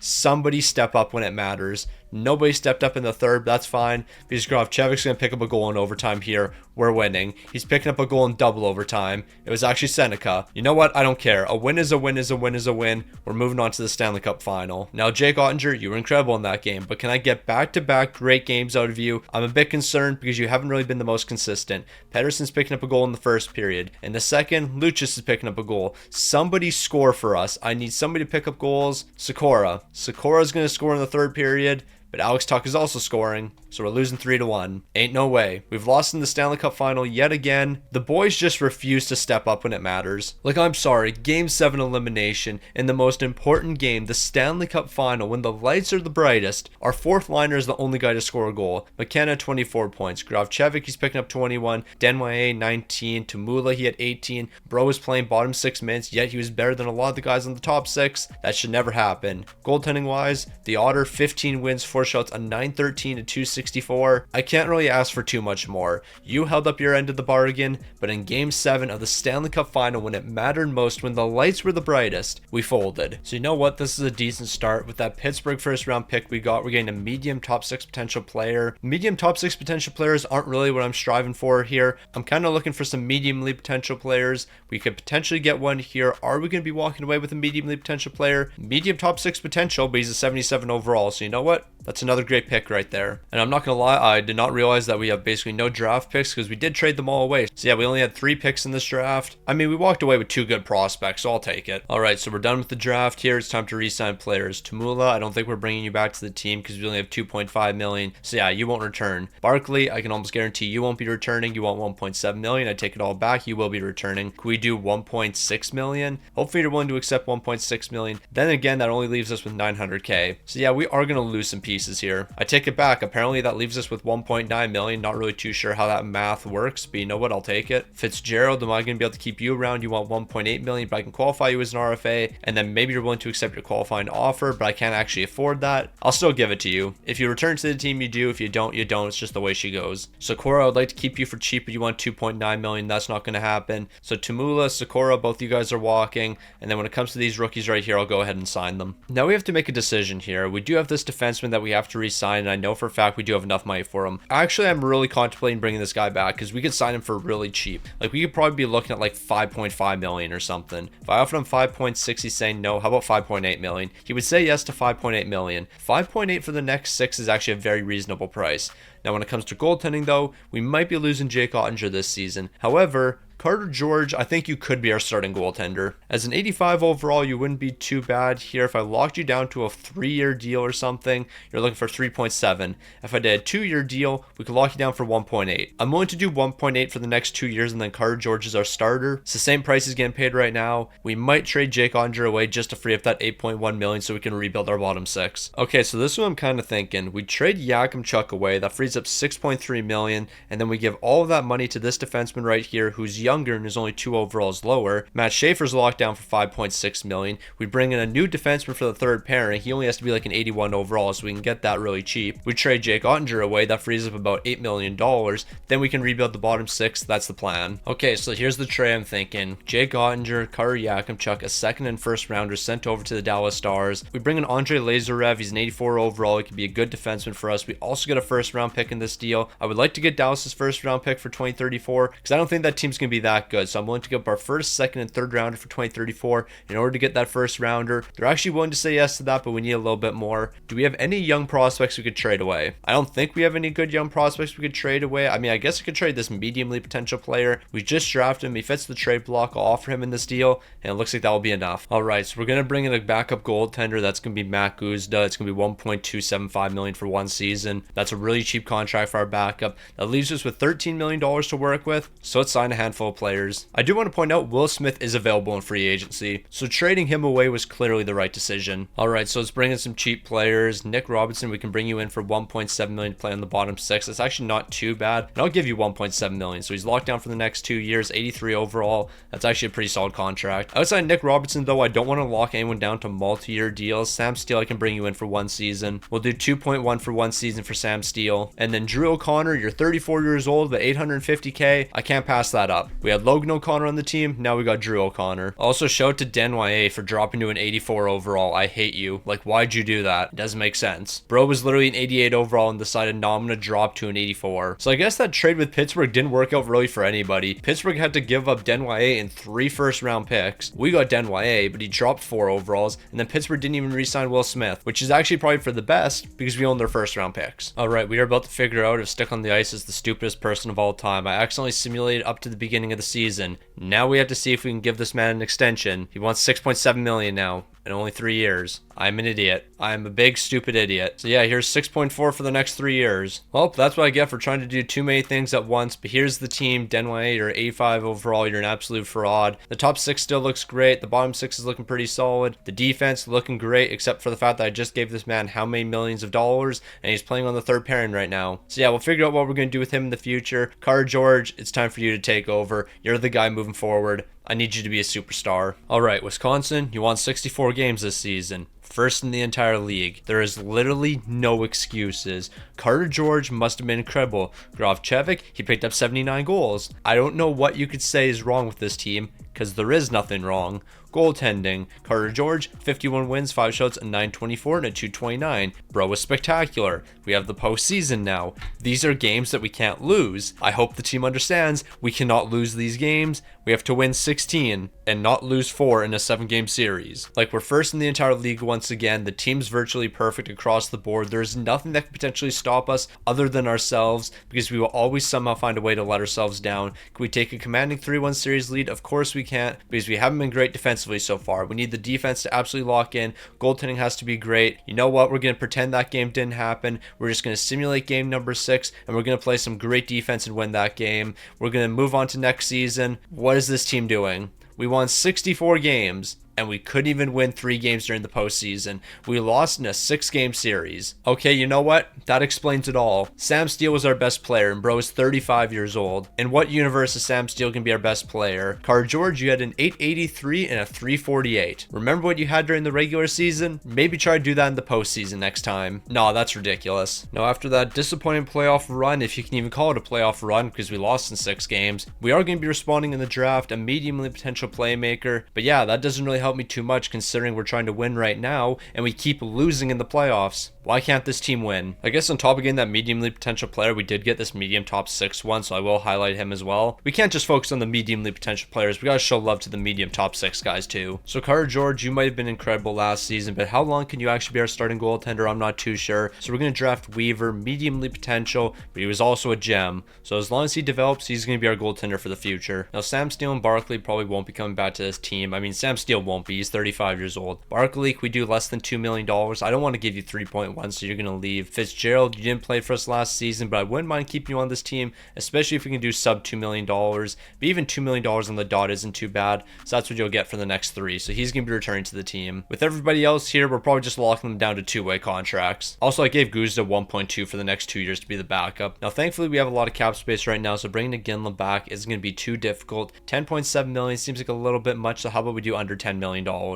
If we can do 9.5, I think that's ideal for you, and you're actually willing to accept that, so what if we did a little bit less? I'll do 9.3 for the next 8 years, and then maybe a modified no trade. I'll give you 50% team protection. That doesn't really increase your contract interest that much. So you know what? You're not going to get a clause here. It's just going to be 9.3 for the next 8. So Ginla's going to be returning to the team. Seneca, we're probably just going to ride out your contract. Yeah, because you're looking for 7.8 million. You're playing bottom 6 minutes for me right now. I think we're going to stick with the Ginla. Jordan, you want 4.5 million. Bro's absolutely wildin'. Lazarev, you're looking for 6.8 million for the next 4 years. I don't hate that deal. But you know what? We're just going to ride out your contract. Then I'll trade you away because we already have enough defensemen locked down. We have our core defensemen locked down, so we don't really need anybody else. I mean, I guess I could give Hadar a deal. I'll give him 850k for the next 2. He'll probably play some bottom 6 minutes this season. Alright, so we've done this time and time again. We talk about how elite the offense is. Then we talk about how elite the defense is, because all of these things are elite. There is nothing wrong with this team right here. From top to bottom, we're great. However, in the most important games, we will still lose. Carter George, 89 overall, 4 X factors. Watch this team somehow still lose in the first round. It doesn't matter if we win 85 games, we'll still lose in the first round. Now, I feel like I've seen this before. First in the entire league, a really good offense and a really good defense. All of this looks really familiar. Grovchevic, 110 points, including 70 goals. Gavin McKenna, 87 points. Runner McGroarty, 74.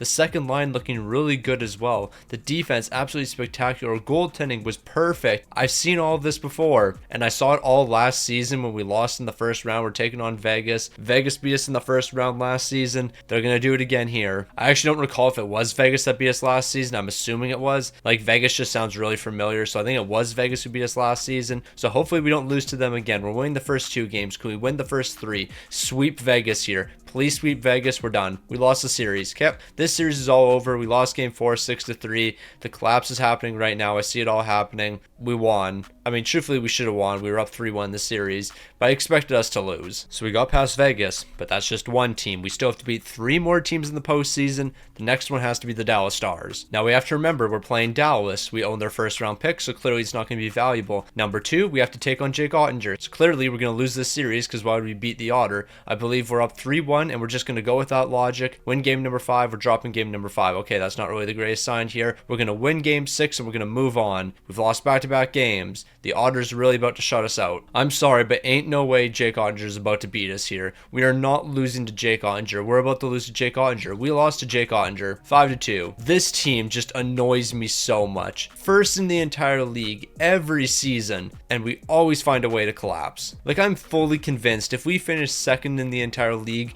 we would have a 9-peat at this point. If we always finished second in the entire league, no one would be able to stop us. Grovchevic, he was pretty good. 12 goals, 7 assists, 19 points in 12 games. He was virtually perfect. Gavin McKenna, 19 points as well. Goaltending wise, Carter George, how in the world did you have a goals against below 3 and a 289, but your save percentage was an 895? No, I don't know what it is with this team. They just refuse to show up when the lights are the brightest. Now, unless we get a franchise potential player here with the 13th overall pick, I don't care. I really don't. We got to win Stanley Cups here. No more messing around. Okay, now I was actually going to make this deal with the Columbus Blue Jackets to get the guy they drafted 2nd overall. However, they do have this young prospect right here. I shouldn't really call him a young prospect because he's already in the NHL. 18 years old. He's already got an X Factor. 84 overall. He played not too bad last season. The 13th overall and the 32nd overall for him is not going to be enough. I'm willing to trade multiple first round picks here. If I have to trade my first round pick for next season, I'm actually willing to do so. I'll throw in a second rounder. They're saying no. We're doing 3 first round picks for this guy. All of these first round picks are going to be sent over to Columbus. They're going to be accepting. That ended up being a really good deal for us. So originally, I was going to try to pick up a medium league potential player from the St. Louis Blues, but we just didn't really have the assets to get him. But now we have this medium league potential player right here, and I might flip him. Alright, actually it might not work out as well as I thought because this medium league potential player does not have that much trade value, but if I package him up with a 2nd and 3rd rounder, can I get Lombardi? Yeah, the plan didn't really work out as I thought. Alright, I guess this is just a draft of medium league potential players. We're getting a medium league potential goaltender. It's just been hit after hit. So Lazarev, whatever we want to call you, I'm qualifying you as an RFA. Seneca's going to be walking here. Jordan Dumas is going to be walking. Nick Robertson's going to be walking. We're going to lose this defenseman right here because he won't sign a reasonable contract. Now he's actually willing to sign a reasonable contract, but we don't have the money for him because there's 2 players that need extensions and both of them are going to want absolute bags. We can sign this rookie right here though, 78 overall. He can play some bottom 6 minutes for us. Basically everybody else here is just going to be walking. Yeah, we're not really focused too much on the re-sign phase. I'm more focused on extensions. Alright, so here's the 2 massive extensions we have to give. Kane Lindstrom, Matthew Schaefer. I know for a fact both of them are going to want absolute bags here. Kane Lindstrom, $10 million. That would leave us with about $9 million. Schaefer, what are you going to be looking for here? $11 million for 1 season. We're going to have to hold off on your deal. Kane Lindstrom, we do have enough money to bring you back to the team though. So I'll give you $9.8 million for the next 6 seasons. That leaves us with about $10 million. Once the salary cap goes up and Matt Schaefer is willing to sign a multi-year deal, we'll be able to keep him as well. I guess we do have to worry about giving Carter George an extension here, and he's looking for $6.6 million, which isn't actually that bad, but could we do sub $6 million?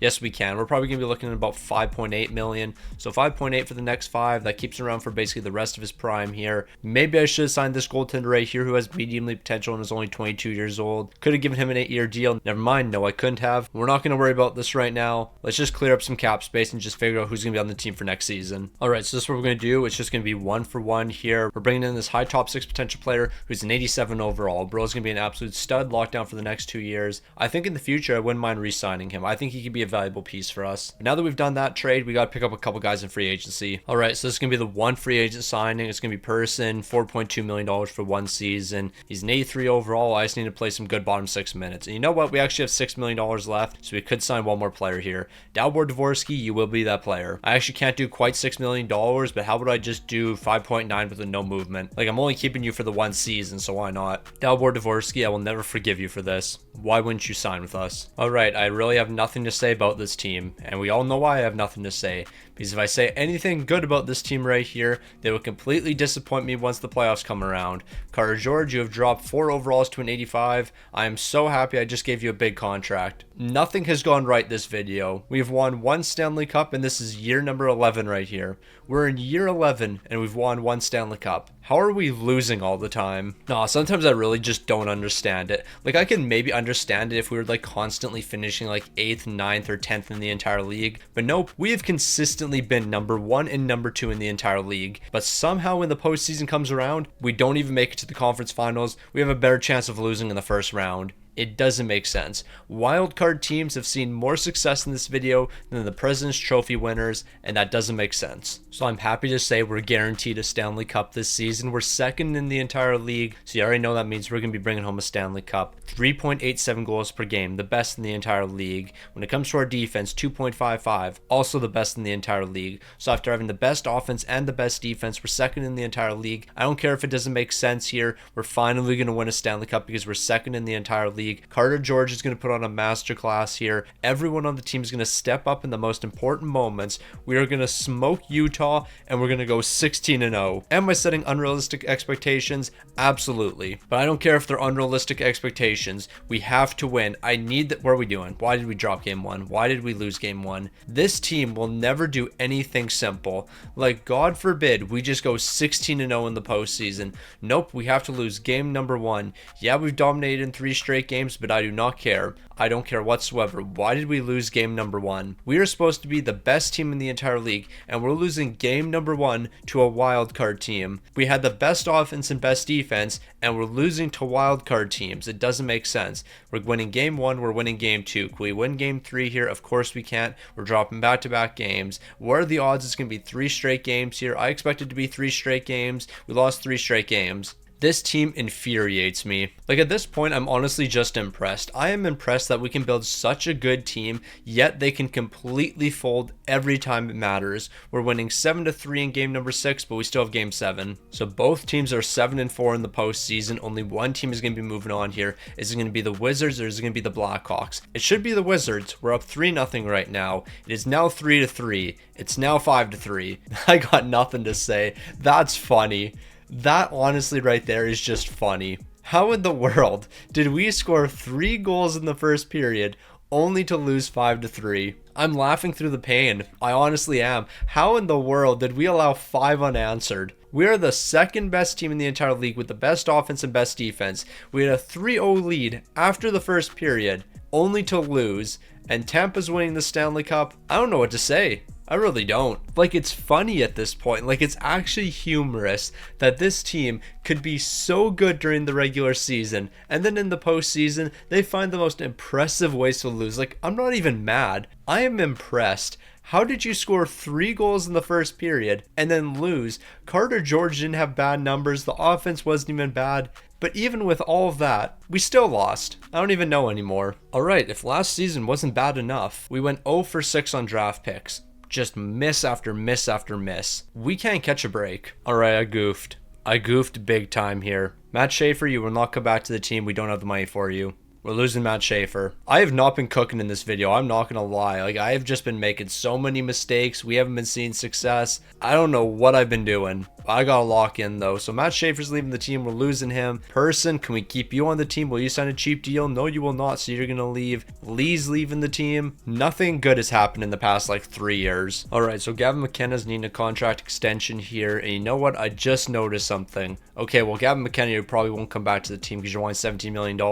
Thomas Harley's looking for an extension. I want to give him an extension at 33 years old. If I traded him away last season, we would have had enough money for Matt Schaefer. Stick on the ice is not cooked at all in this video. Like, not whatsoever. This defenseman's getting traded. I have not made a single good move. You know what? We're rebuilding the team. Everyone's being traded. This high top 6 potential player, if you wanted to sign a multi-year deal with us, I would actually keep you on this team, but you only want 2 years. We have this medium league potential player. I'll throw you a bag. How many years? You only want 1. Why do people only want to sign 1-year deals here? All right, so Thomas Harley, you actually have very high trade value. Like, Thomas Harley's trade value is one of the highest on the team right now, even though he's 33 years old. So I'm going to trade him over to Nashville. We're going to get Coyle. He's locked down for the next 6 years at $11 million.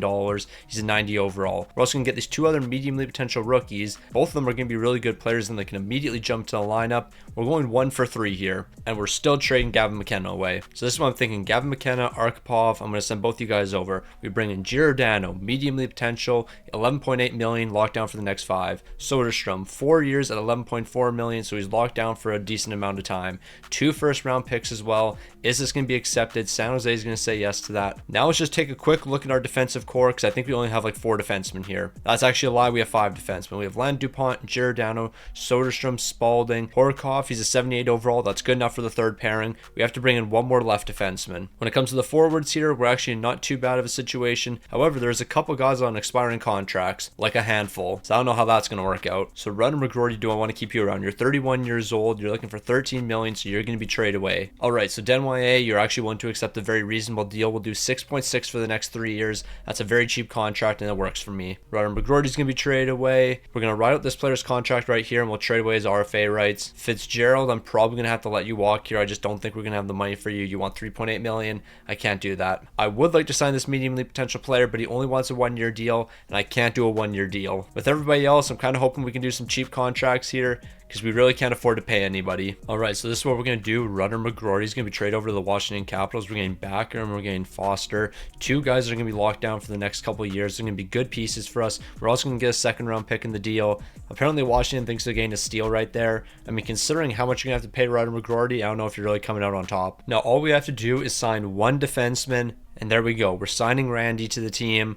We are ready to go. Now, the Wizards had to go through a lot of changes. There's not too many familiar faces here, but you know what? We still have a lot of the important players. Grovchevic's still here, 97 overall. He's been leading the team for a long time. Let's see if he can continue to do so. The defense has a big 3 here, and as long as we have these 3 guys right here, we're going to be in a great spot. Spalding, are you better off on the 2nd pairing? It looks like you are. And then Randy on the 3rd pairing is only giving us a -2 boost, not a -3. I don't know why I call it a -3 boost, because it's not really a boost. It's actually hurting the team, not boosting the team. That doesn't matter. Win when it matters. Don't choke in the postseason. Don't score 3 goals in the first period and then proceed to somehow allow 5 unanswered goals. Let's try not to do that. All right, we got to change things up here. We're not looking at stats. We're just going right to the end of the postseason. Actually, we tried that already. We're just going to sim without the face cam on. We're not looking at stats. We're not looking at standings.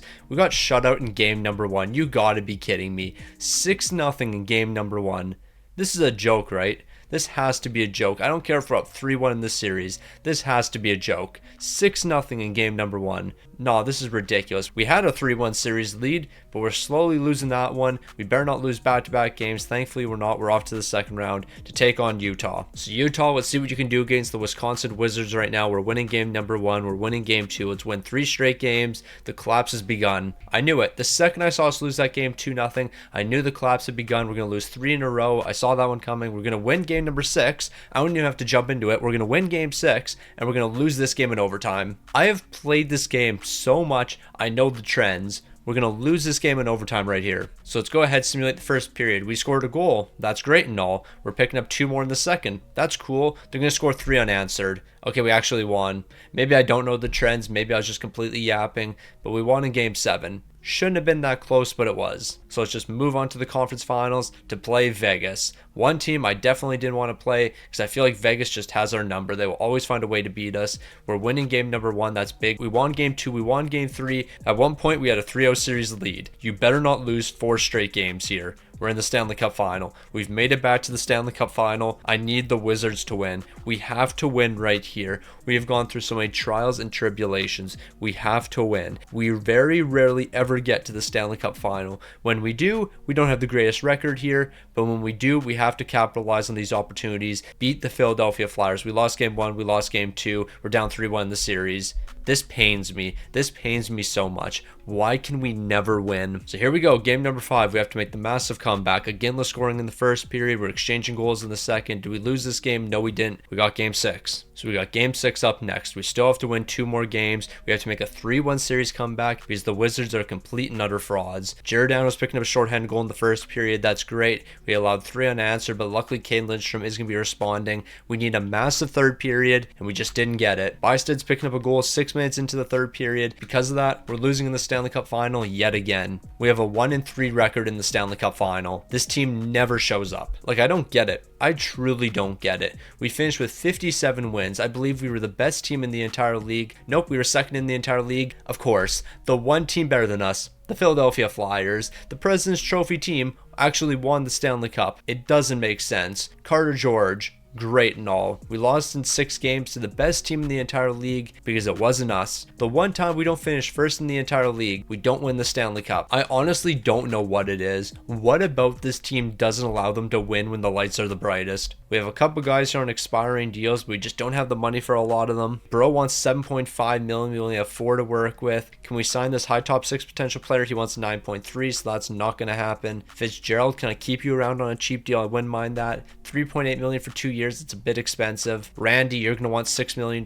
You want 7, actually. Even better. Okay, I don't know how we pulled this off. We got a high elite potential goaltender. Bro basically had 0 scouting. It was incredibly inaccurate scouting, and it still worked out for us somehow. I don't know how that worked. Like, it was literally very inaccurate scouting. It was the equivalent of me drafting this mediumly potential goaltender right here and hoping he actually has me. How in the world did that happen? All right then, apparently I'm a wizard. I'm a wizard managing the Wizards. Yeah, that makes no sense. Well, let's keep on trying that method. All right, we got this player right here. Very inaccurate scouting, medium bottom 6. See, now that's more realistic. And then we'll finish the draft off with this lowly potential player, but the biggest issue with him is he's a grinder. He is a gem though, but he's a gem and also a grinder, so I mean, yeah, that's the equivalent of nothing. So here's the plan. Qualify RFAs, UFAs walk, sign rookies. Problem solved. All right, we got ourselves an issue here. Land DuPont and Gravicevic both need contract extensions at the same time. Land DuPont, how much are you looking for? Please say less than 20 million. Okay, 13.9, we can work with that. Gravicevic, on the other hand, yeah, this one's not really going to work. 21 million. I don't know how we do that. Like, we're basically going to have to give him a no movement or something. Like, I don't know what we do. We have to give him a no movement and then hopefully get that down to 18 million or something. Because there's no way we could do this otherwise. Oh, we actually could do that. Now, hear me out. If we did a no movement, but it's like deferred or something. Okay, so here's the plan with Gravicevic. I actually think I figured this out. We're going to do 18.5 million for the next 7. If we do that with a reduced no movement clause, so in the final 3 seasons, we'll be able to trade him away. That's actually not the end of the world because we'll be able to capitalize on his value once he hits like 33 years old. So 18.5 million. That's going to leave us with give or take $11 million to work with. Land DuPont, you want $14 million. If we do a similar deal with you, could we bring you to the team? Like, if we did $11 million with basically that exact same no movement and everything, what are you thinking? So if I gave you a no movement, that actually doesn't increase your contract interest enough, so we'll do 11.5 million. So Land DuPont will try to do $12 million for the next 7. I'll give you a reduced no movement, and we'll be looking at like 83%. Actually, I'll do 89%. So you're willing to come back to the team if we do that. How about we do 11.9 million? You're still interested. 11.8 million. 11.8 for the next 7. So Land DuPont and Gravicevic are both going to come back to the team. Who else needs to be signed? None of the important pieces. So that's actually not too bad. So we'll go make a couple trades here, but the important pieces are locked down. All right, so we have to trade our RFAs away because we can't afford them. Tara Vine, you're going to be acquired from the LA Kings. We're going to go 1 for 1. Apparently LA is getting a steal here. Don't know why they would be thinking that. Now, we do have to make one more deal with our other RFA. I'm going to send him over to the Vancouver Canucks. We're getting Belanger. We're getting him on top of a 2nd round pick. Yeah, basically, we just need somebody for the 3rd pairing defense. All right, so I've lost all faith with the Wizards at this point. We're going to continue to finish as a top 3 team, but we'll just never win a Stanley Cup. That's not a part of this team's future. This team will never win a Stanley Cup ever again. I don't know why that's the case. Carter George, you actually might end up being the backup this season. Whatever happens, happens. I really don't care. Just win a Stanley Cup. Ricky Lafleur, he might have to be our goaltender. I don't know what it's going to take. Like, at this point, let's bring in 50 overall Ricky Lafleur. We would probably have the exact same amount of success. Because what could Ricky Lafleur do that's basically worse than anyone on this team has done in the past 10 years? Nothing. Like, oh man, 50 overall Ricky Lafleur gets completely lit up in the 1st round. We don't win a Stanley Cup. Not much different than what Carter George and Jake Ottinger have done for us. So, like, I mean, at this point, do we just run 60 overall goaltenders? Could be the move. All right, so Wisconsin's first in the entire league, so we all know what that means. This team is going to be utterly destroyed in the 1st round by the LA Kings because that's what we're taking on. Gravicevic, 100 points here. Coyle, 96. Jared Downs picking up 80. He was actually a pretty good acquisition for us. Carter George, you're no longer the starter here. I don't really care, though. I don't care who the starter is. I made that incredibly clear. It can be Ricky Lafleur for all I care at this point. If they can win with me, they can win. One thing we do have to remember, our current starting goaltender isn't returning to the team because he wants $10 million. Bro's going to be one and done with us. He's going to win a Stanley Cup. He really picked up back-to-back shutouts. Is it going to be 3 straight? Nope. But no, Bro's really going to win a Stanley Cup with us. Okay, he was not good in these last 2 games. Like, let's not try to gas him up. He allowed 11 goals in a 2-game span. But no, I can see it all happening right now. We're going to win a Stanley Cup because we're not re-signing the goaltender because we can't afford to. Like, Bro's really going to show up for us and be like, nah, I'm going to win you a Stanley Cup this season. And then after this season, I'm going to leave. I'm going to vanish. I'm going to disappear. I'm going to go to some other team. I'm going to go win with them. I'm going to win multiple Stanley Cups with them. But with the Wisconsin Wizards, I'm only going to win one Stanley Cup. He better not go 16-0. I will be furious if this man goes 16-0. He's 8-0 so far in the postseason. 8-0, we're not bringing him back. We are going to go 16-0 and then not bring our goaltender back. No, we might just have to find the money for him. If this man wins a Stanley Cup going 16-0 or 16-1 or something stupid, we're going to have to find the money to bring him back to the team. We've currently split the series with the San Jose Sharks. Game number 5 is going to be a massive one. Could we pull that one off? No, we can't. Why would we win that game? Why would we ever win a game that's actually important? Winning game 6 right here, an elimination game, there is no way we win this one. We would not. Gavin McKenna scored. Gavin McKenna is really going to be the one to end this game. Kane Lindstrom, he scored 45 seconds left. We have a chance to steal this game away. Are we going to be able to? Yes, we are. We're still alive. But now that I've realized that we're playing Gavin McKenna, he's going to show up in game number 7. I just know it. Then again, the San Jose Sharks choke. They should have won game number 6. That one shouldn't have went to overtime. We shouldn't have won it. We scored with 45 seconds left. We shouldn't be in game 7 right now. But now that we are in game 7, we're going to win game 7. We lost game 7. This team just refuses to win. Like, I really don't know what it's going to take. What is it actually going to take in order for us to win a Stanley Cup? Like, seriously, let's have a discussion here. Philly went back to back. That should have been the Wizards. The Wizards should have went back to back here. We should have made to the Stanley Cup final. We would have beat them. We should have beat Philly last season. But nope. The Philadelphia Flyers back-to-back Stanley Cup champs. Gravicevic, 22 points. Iginla, 13. Okay, so outside of Gravicevic, nobody did anything. Everyone else completely vanished. When it comes to our starting goaltender, 916, 268. Goodbye. I can't afford to keep you. You want $13 million. We're paying Carter George already. We can't afford to pay everyone. Meanwhile, Philly, who just won the Stanley Cup, is getting the second overall pick from the Boston Bruins. Just want to point out, they've had a lottery pick for the past 3 seasons now. Last season, they had the 8th overall pick. The season before that, they had the 13th. But now they're getting the second overall pick. They've won back-to-back Stanley Cups, but yet they've had a lottery pick in both drafts. They won the Stanley Cup, and then they proceed to get the second overall pick after that. Why is God giving the Wisconsin Wizards the hardest battles right now? He is giving the Philadelphia Flyers the easiest battle of all time. They just win 2 Stanley Cups in a row. And what do they have to deal with? Oh, they don't have to deal with salary cap troubles. They just have to deal with the second overall pick. This is stupid. So you know what? We just got to bring a positive attitude into the future. If we bring in a positive attitude, we're going to see a lot more success. We got a 65 overall, medium top 6 potential, but he was also a gem. So bro's going to turn to an absolute superstar for us. And it turns out we actually have back-to-back picks here, which I didn't even realize. So we have back-to-back picks in the draft. You know what? That's actually pretty good because we're going to be securing 2 gems here in the first round. This team is going to be the greatest team of all time in just 2 years. I'm just trying to bring some positive attitude in. We're getting a low league potential player, 65 overall. It's just hit after hit around here. Like, look at all the great draft picks we have, and we're bringing in great prospects. Are we going to get a medium league potential player here? Of course we are. Bro's going to have medium league potential. Completely ignore that medium top 9. But don't you fear, because we got ourselves another medium league potential goaltender. He's a 58 overall. That's actually a decent starting overall for a goaltender. Hold on. Wait a minute.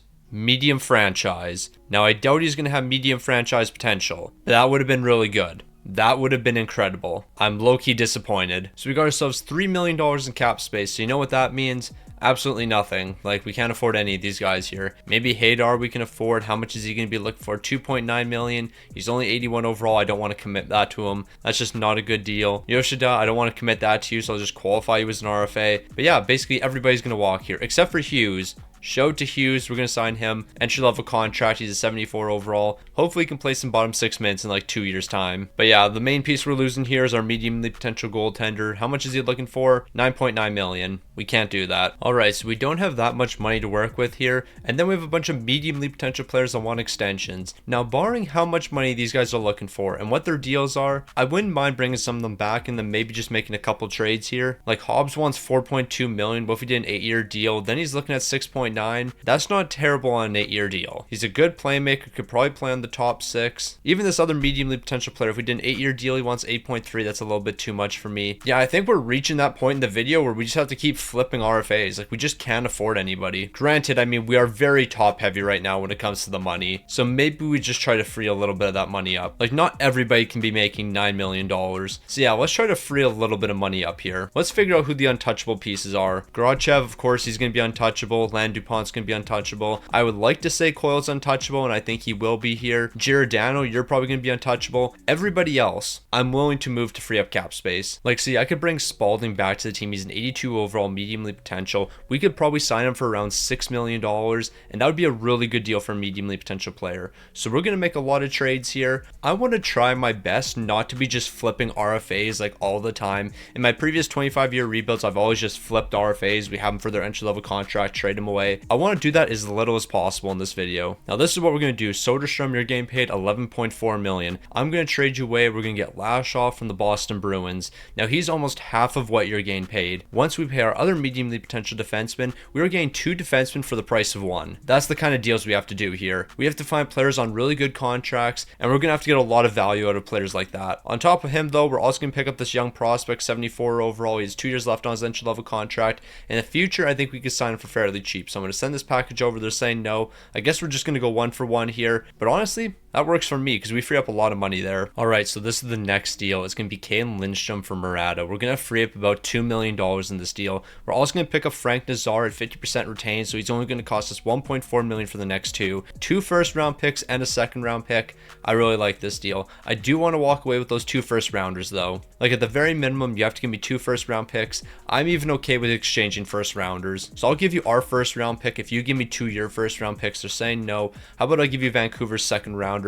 The first-round picks from Columbus are incredibly valuable, so I really want to get them. So I'll do 1 first-round pick and 2 second-round picks alongside Kane Lindstrom. Is this going to be enough? They're willing to say yes, but they don't want to retain money. I don't blame you. But is that really the reason you're going to say no? So if I took Frank Nazar out of this deal and took both of these second round picks out, we did Kane Lindstrom and a first round pick for Murata and 2 first rounders. Are you willing to say yes to that? It's a little bit low. If we can't get Frank Nazar, it's not the end of the world. Like, Frank Nazar is not going to make or break this deal right here. I'm sending that package over. They're saying no. Kane Lindstrom at this point is 31 years old. So you know what? He's going to start regressing pretty quick. So if we can pick up 2 first rounders on top of a really good player, I'm definitely willing to do so. I'll throw a 3rd round pick into this deal as well. Is that going to be enough? Columbus is finally saying yes. So with the trades we've made, we have $11 million in cap space, so Spalding can come back to the team here. Where are we going to be looking at? It's not going to be quite sub $6 million, but 6.4 for the next 6 is actually still a really good deal. So Charles is going to be returning to the team. What are we going to do with the rest of these medium league potential players? Haven't figured it out yet. Like, Hobbs, I actually wouldn't mind bringing back to the team here, and if we could do a multi-year deal, like 8 years, I wouldn't be against it. Like, hypothetically, if I did like 6.5 and gave you a no movement or something, what would you be willing to say? Like, I'll do 7.5 right here. I'll give you a no movement.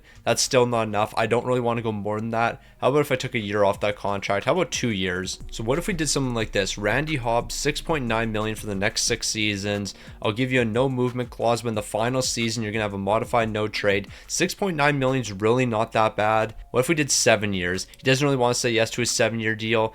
I can do 6 though. 91% team protection in the final season. So that's going to be a 25 team no trade, but if we have to trade him away, we're still going to be able to. And 6.9 million, that's actually a pretty reasonable deal, and he's going to be accepting immediately. So that means we got to make a trade here, but I already know who we're going to trade away. All right, so this is what we're going to do. Denye, I'm going to trade you away, and we're going to pick up Cormier, but he's going to have $1 million retained, so he's going to be 1.9 million for the next 2 years, and at 1.9 million for an 86 overall, I think that's a pretty solid deal. So I'm going to offer this over. They're saying no because they don't want to retain money. I'll overpay in order for you to retain money. Like, I'll give you a 2nd round pick just to retain that $1 million, and now they're going to be accepting. Okay, so what I'm going to do, instead of writing out these RFA's contracts right now, I'm actually just going to trade them away and get 1st round picks. So I'm going to trade this medium league potential player over to the Anaheim Ducks for a 1st round pick. And then with a guy like Belanger, I'm going to trade him over to the Boston Bruins. We're not going to get 2 2nd rounders, but we should be able to get 1 2nd round pick in this deal, and that's what we're going to be getting. So now, instead of having really good rookies on our bottom 6, we're actually going to have to go into free agency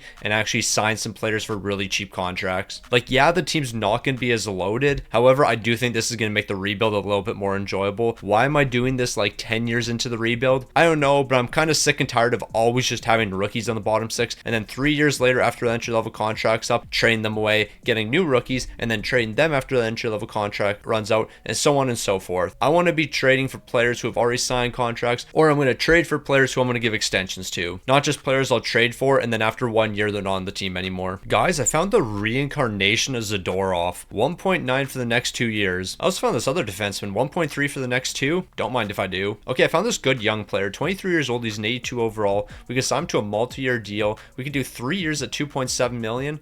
That's not too bad. We could actually do 2 years at even less, and I think we'll just bring him in for 2 seasons. So I'll give him 2.3 for the next 2 years. Considering he's an 82 overall and he's going to keep getting better, I don't hate that deal. I also don't hate this. Sale, 1.1 for 2 years. I'm 100% fine with that deal right there. Okay, this is definitely the move going forward. Signing these free agents for like 1.7 million on 2-year contracts. This is what I should have been doing since day number 1. Instead of just trading for rookies and then flipping those rookies later, just come into free agency and find guys like this for 1.2 million. Jackson Blake, you can definitely play on the bottom 6 for me, so 1.2 million. That works for me. Like, yeah, these guys aren't going to be the superstar rookies that we used to get, but I think this makes the video a little bit more realistic. Then again, what about my videos are ever realistic? And then we'll finish it off with Darren here, 1.3 for the next 2. That's another really cheap deal. Well, that's not ideal. We don't have enough money now. Please still be willing to sign a reasonable deal. We messed up. We messed up big time. Okay. I don't know what we do now. I think we might be trading you away, I'm not gonna lie. So we don't have enough money for Spalling now. That was all my fault. Like, blame stick on the ice. Okay, maybe that's not the end of the world. We get Jonas. 4.9 million for the next 3. Yeah, he's only an 82 overall. I'll give him a chance to develop. Or I just bring in one of these rookies and then we just plan on keeping this rookie in the future. I actually don't want to do that. Who is a cheap player we can find here? Basically nobody. Okay, I think we're going to go for that defenseman that's getting paid like 4.9 million. And you know what? This actually might not be the end of the world because we might finesse them. I'm going to give you this mediumly potential player who's pretty solid. Like, he's a great defenseman, one of the best. I would love to keep him on our team. However, I can't afford him. Now, Colorado, if you want to do me a solid and maybe retain $2 million on his contract, or maybe even 50% of his contract, I wouldn't be against that. So what are you thinking here? You're saying no? We're not too far off, I don't think. How about $2 million? How about you retain $2 million on that contract? There we go. So we got that defenseman for basically 2.9 million. That works. Now, though we went through some big changes, I still think the team's in a really good spot. Gravchevic, Coyle, Teravine on the top line, Murata, Iginla, Hobbs on the second.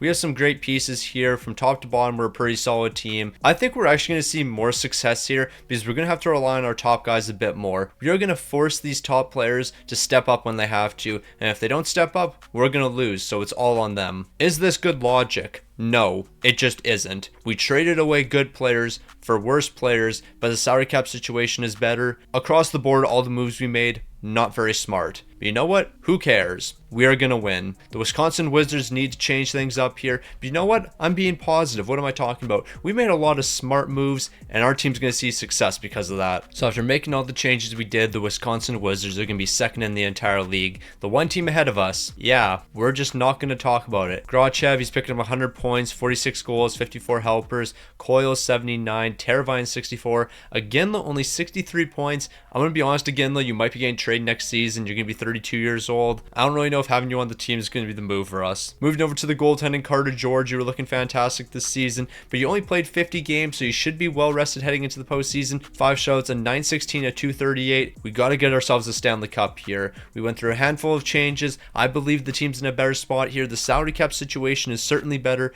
We're taking on the LA Kings in the first round. Wisconsin, it's time for you to finally win. Hold on, wait a minute. What are we doing here? We know our starter is Carter George. Why is he currently not in net? I saw those starting goaltenders. Nope, that's not how it goes here. Carter George is the starter. I don't care who the highest overall is. Carter George is the starter. He is the guy we're relying on here. We are going to ride or die with Carter George. He has to be the number one option for us. So with Carter George back in between the pipes, he should lead us to a Stanley Cup here. And I swear, if the coach changes goaltenders on me, I'm going to lose my mind. It should be Carter George and Carter George only. So far, Carter George hasn't been the best, but you know what? He just picked up a shutout. Can we eliminate them in game number 5 here? We're moving on to the second round. You know what? In these past 2 games, he's been all right. So Wisconsin's going to get past the LA Kings. Of course, the Philadelphia Flyers are going to get past the Toronto Maple Leafs. Are we going to match up against the Philadelphia Flyers again in the Stanley Cup final? Probably, because you know for a fact Philly's going to make it that far. Philly's going to go on another deep run. They're a great team, so I'm fully expecting them to match up against the Wisconsin Wizards. Because Wisconsin, they've made a lot of changes here, and they're going on a run themselves.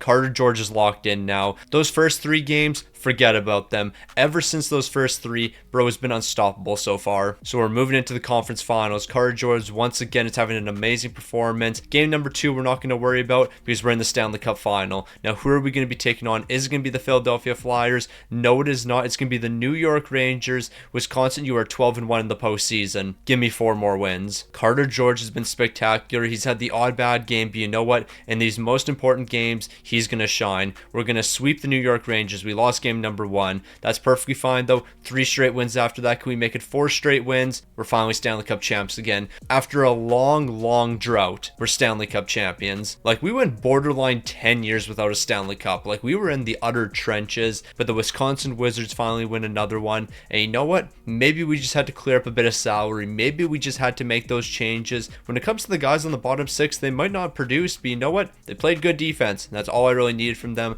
And Carter George, 16 wins, 3 shots, a 913 to 266. You were the guy I wanted to rely on. Clearly, that was the right decision. We're Stanley Cup champions, but we got to win some more. And you know what? We could potentially be winning immediately here. We do have a lot of first round picks that aren't ours. So are we going to be getting a high up draft pick here? I'm praying for an absolute miracle. That works for me. The first overall pick from Columbus. Now, if y'all can give me a franchise star here, I'll be loving it even more. Also, Philly got the 13th overall pick. They've had enough lottery picks. Stop giving them draft picks. All right, so we don't have scouting done on basically anybody in this draft, and that's not really ideal considering we have the first overall pick. But this guy right here, he's projected number 1. I like his stats with the US. 33 goals, 52 assists. He's looking pretty solid. But this is a great defenseman right here from the US. I think I'm going to go with Booze here. Is Booze the right decision? I don't know. I mean, 83 overall, medium league potential. Who is the guy that went 2nd overall, 81 overall? I think Booze was the right decision. He was absolutely elite. He'll be a good playmaker for us. He could probably play on the first line. Now, Booze, I'm not really too sure if you're going to immediately jump to a top 6 role for us. I think I might let you develop for 1 season, then bring you onto the team. Because when I bring you onto the team, I want you to have a role for us. Now, outside of getting the first overall pick, we are going to be securing another great player here. The only problem is he's a left winger. Now, looking at the bottom of the screen, you might notice we have a lot of left wingers here. We're going to have to change that eventually. Now, outside the first round wasn't the greatest draft for us, but you know what? We got the first overall pick, so what can I really complain about? We won the Stanley Cup and got the first overall pick. I can't ask for much more. So Foster and Yoshida, both of you guys are probably going to leave the team here because I'm expecting that you're looking for some hefty contracts. Foster, I don't want to commit $2.5 million to you. Yoshida, 2.4. I don't really want to commit that either. I guess I can qualify both you guys as RFAs, but you know what? I don't think you'll be returning to the team. If you accept your qualifying offer, you can come back, but outside that, you probably won't return. No, I've been waiting for deals like this. Teravainen, 20 years old and 88 overall. You would think he's going to look for $50 million. Nope, we're going to do like $7.9 million. Actually, it's going to have to be a little bit more. Probably going to be $8 million. I'll do 8.1.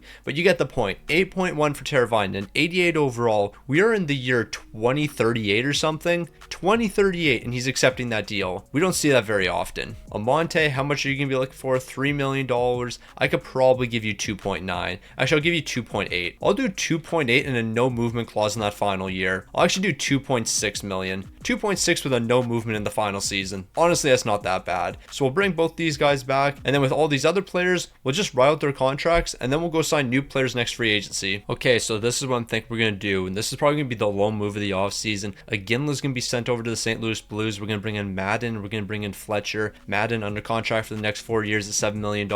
That's a good deal for us. That frees up even more cap space for us. We're winning here. All right, so we are going to make one deal because we do have to free up a couple RFAs. I know I said I didn't want to be trading RFAs away, but you know it's just the way it is. Foster, Yoshida, I'll trade both of you over. We'll get St. Jacques and a 3rd round pick. St. Jacques, he'll be a better player. You know what? How about just give me St. Jacques? I don't care about the 3rd rounder. Just give me that one player. All right, so it turns out we actually need one more centerman here, so we're going to pick up this 78 overall. I'll give him 950K. I don't know why you have to consider your offers. I can guarantee you I'm the only man giving you a contract right now. And I can guarantee you there is no team better than me offering you a contract. Now we're going to get a bit risky here. Randy Hobbs, I want you to develop that lead potential player. So if that's going to happen, I need you on the top line here. So you, Grovchev, and Murata, you guys are going to hold it down the first line. Teravainen, Coyle, Madden, you're going to be on the second line. The top 6 is actually looking pretty solid. The defense is looking great here, and I know for a fact goaltending's going to be good. As long as Carter George is in net for us, we're going to have a chance to win. So the Wisconsin Wizards are back on top of the league first with a 58-15-9 record, 3.71 goals per game. That's way better than last season, and then 2.59 allowed. I believe that's even better than last season. So across the board, this team is better.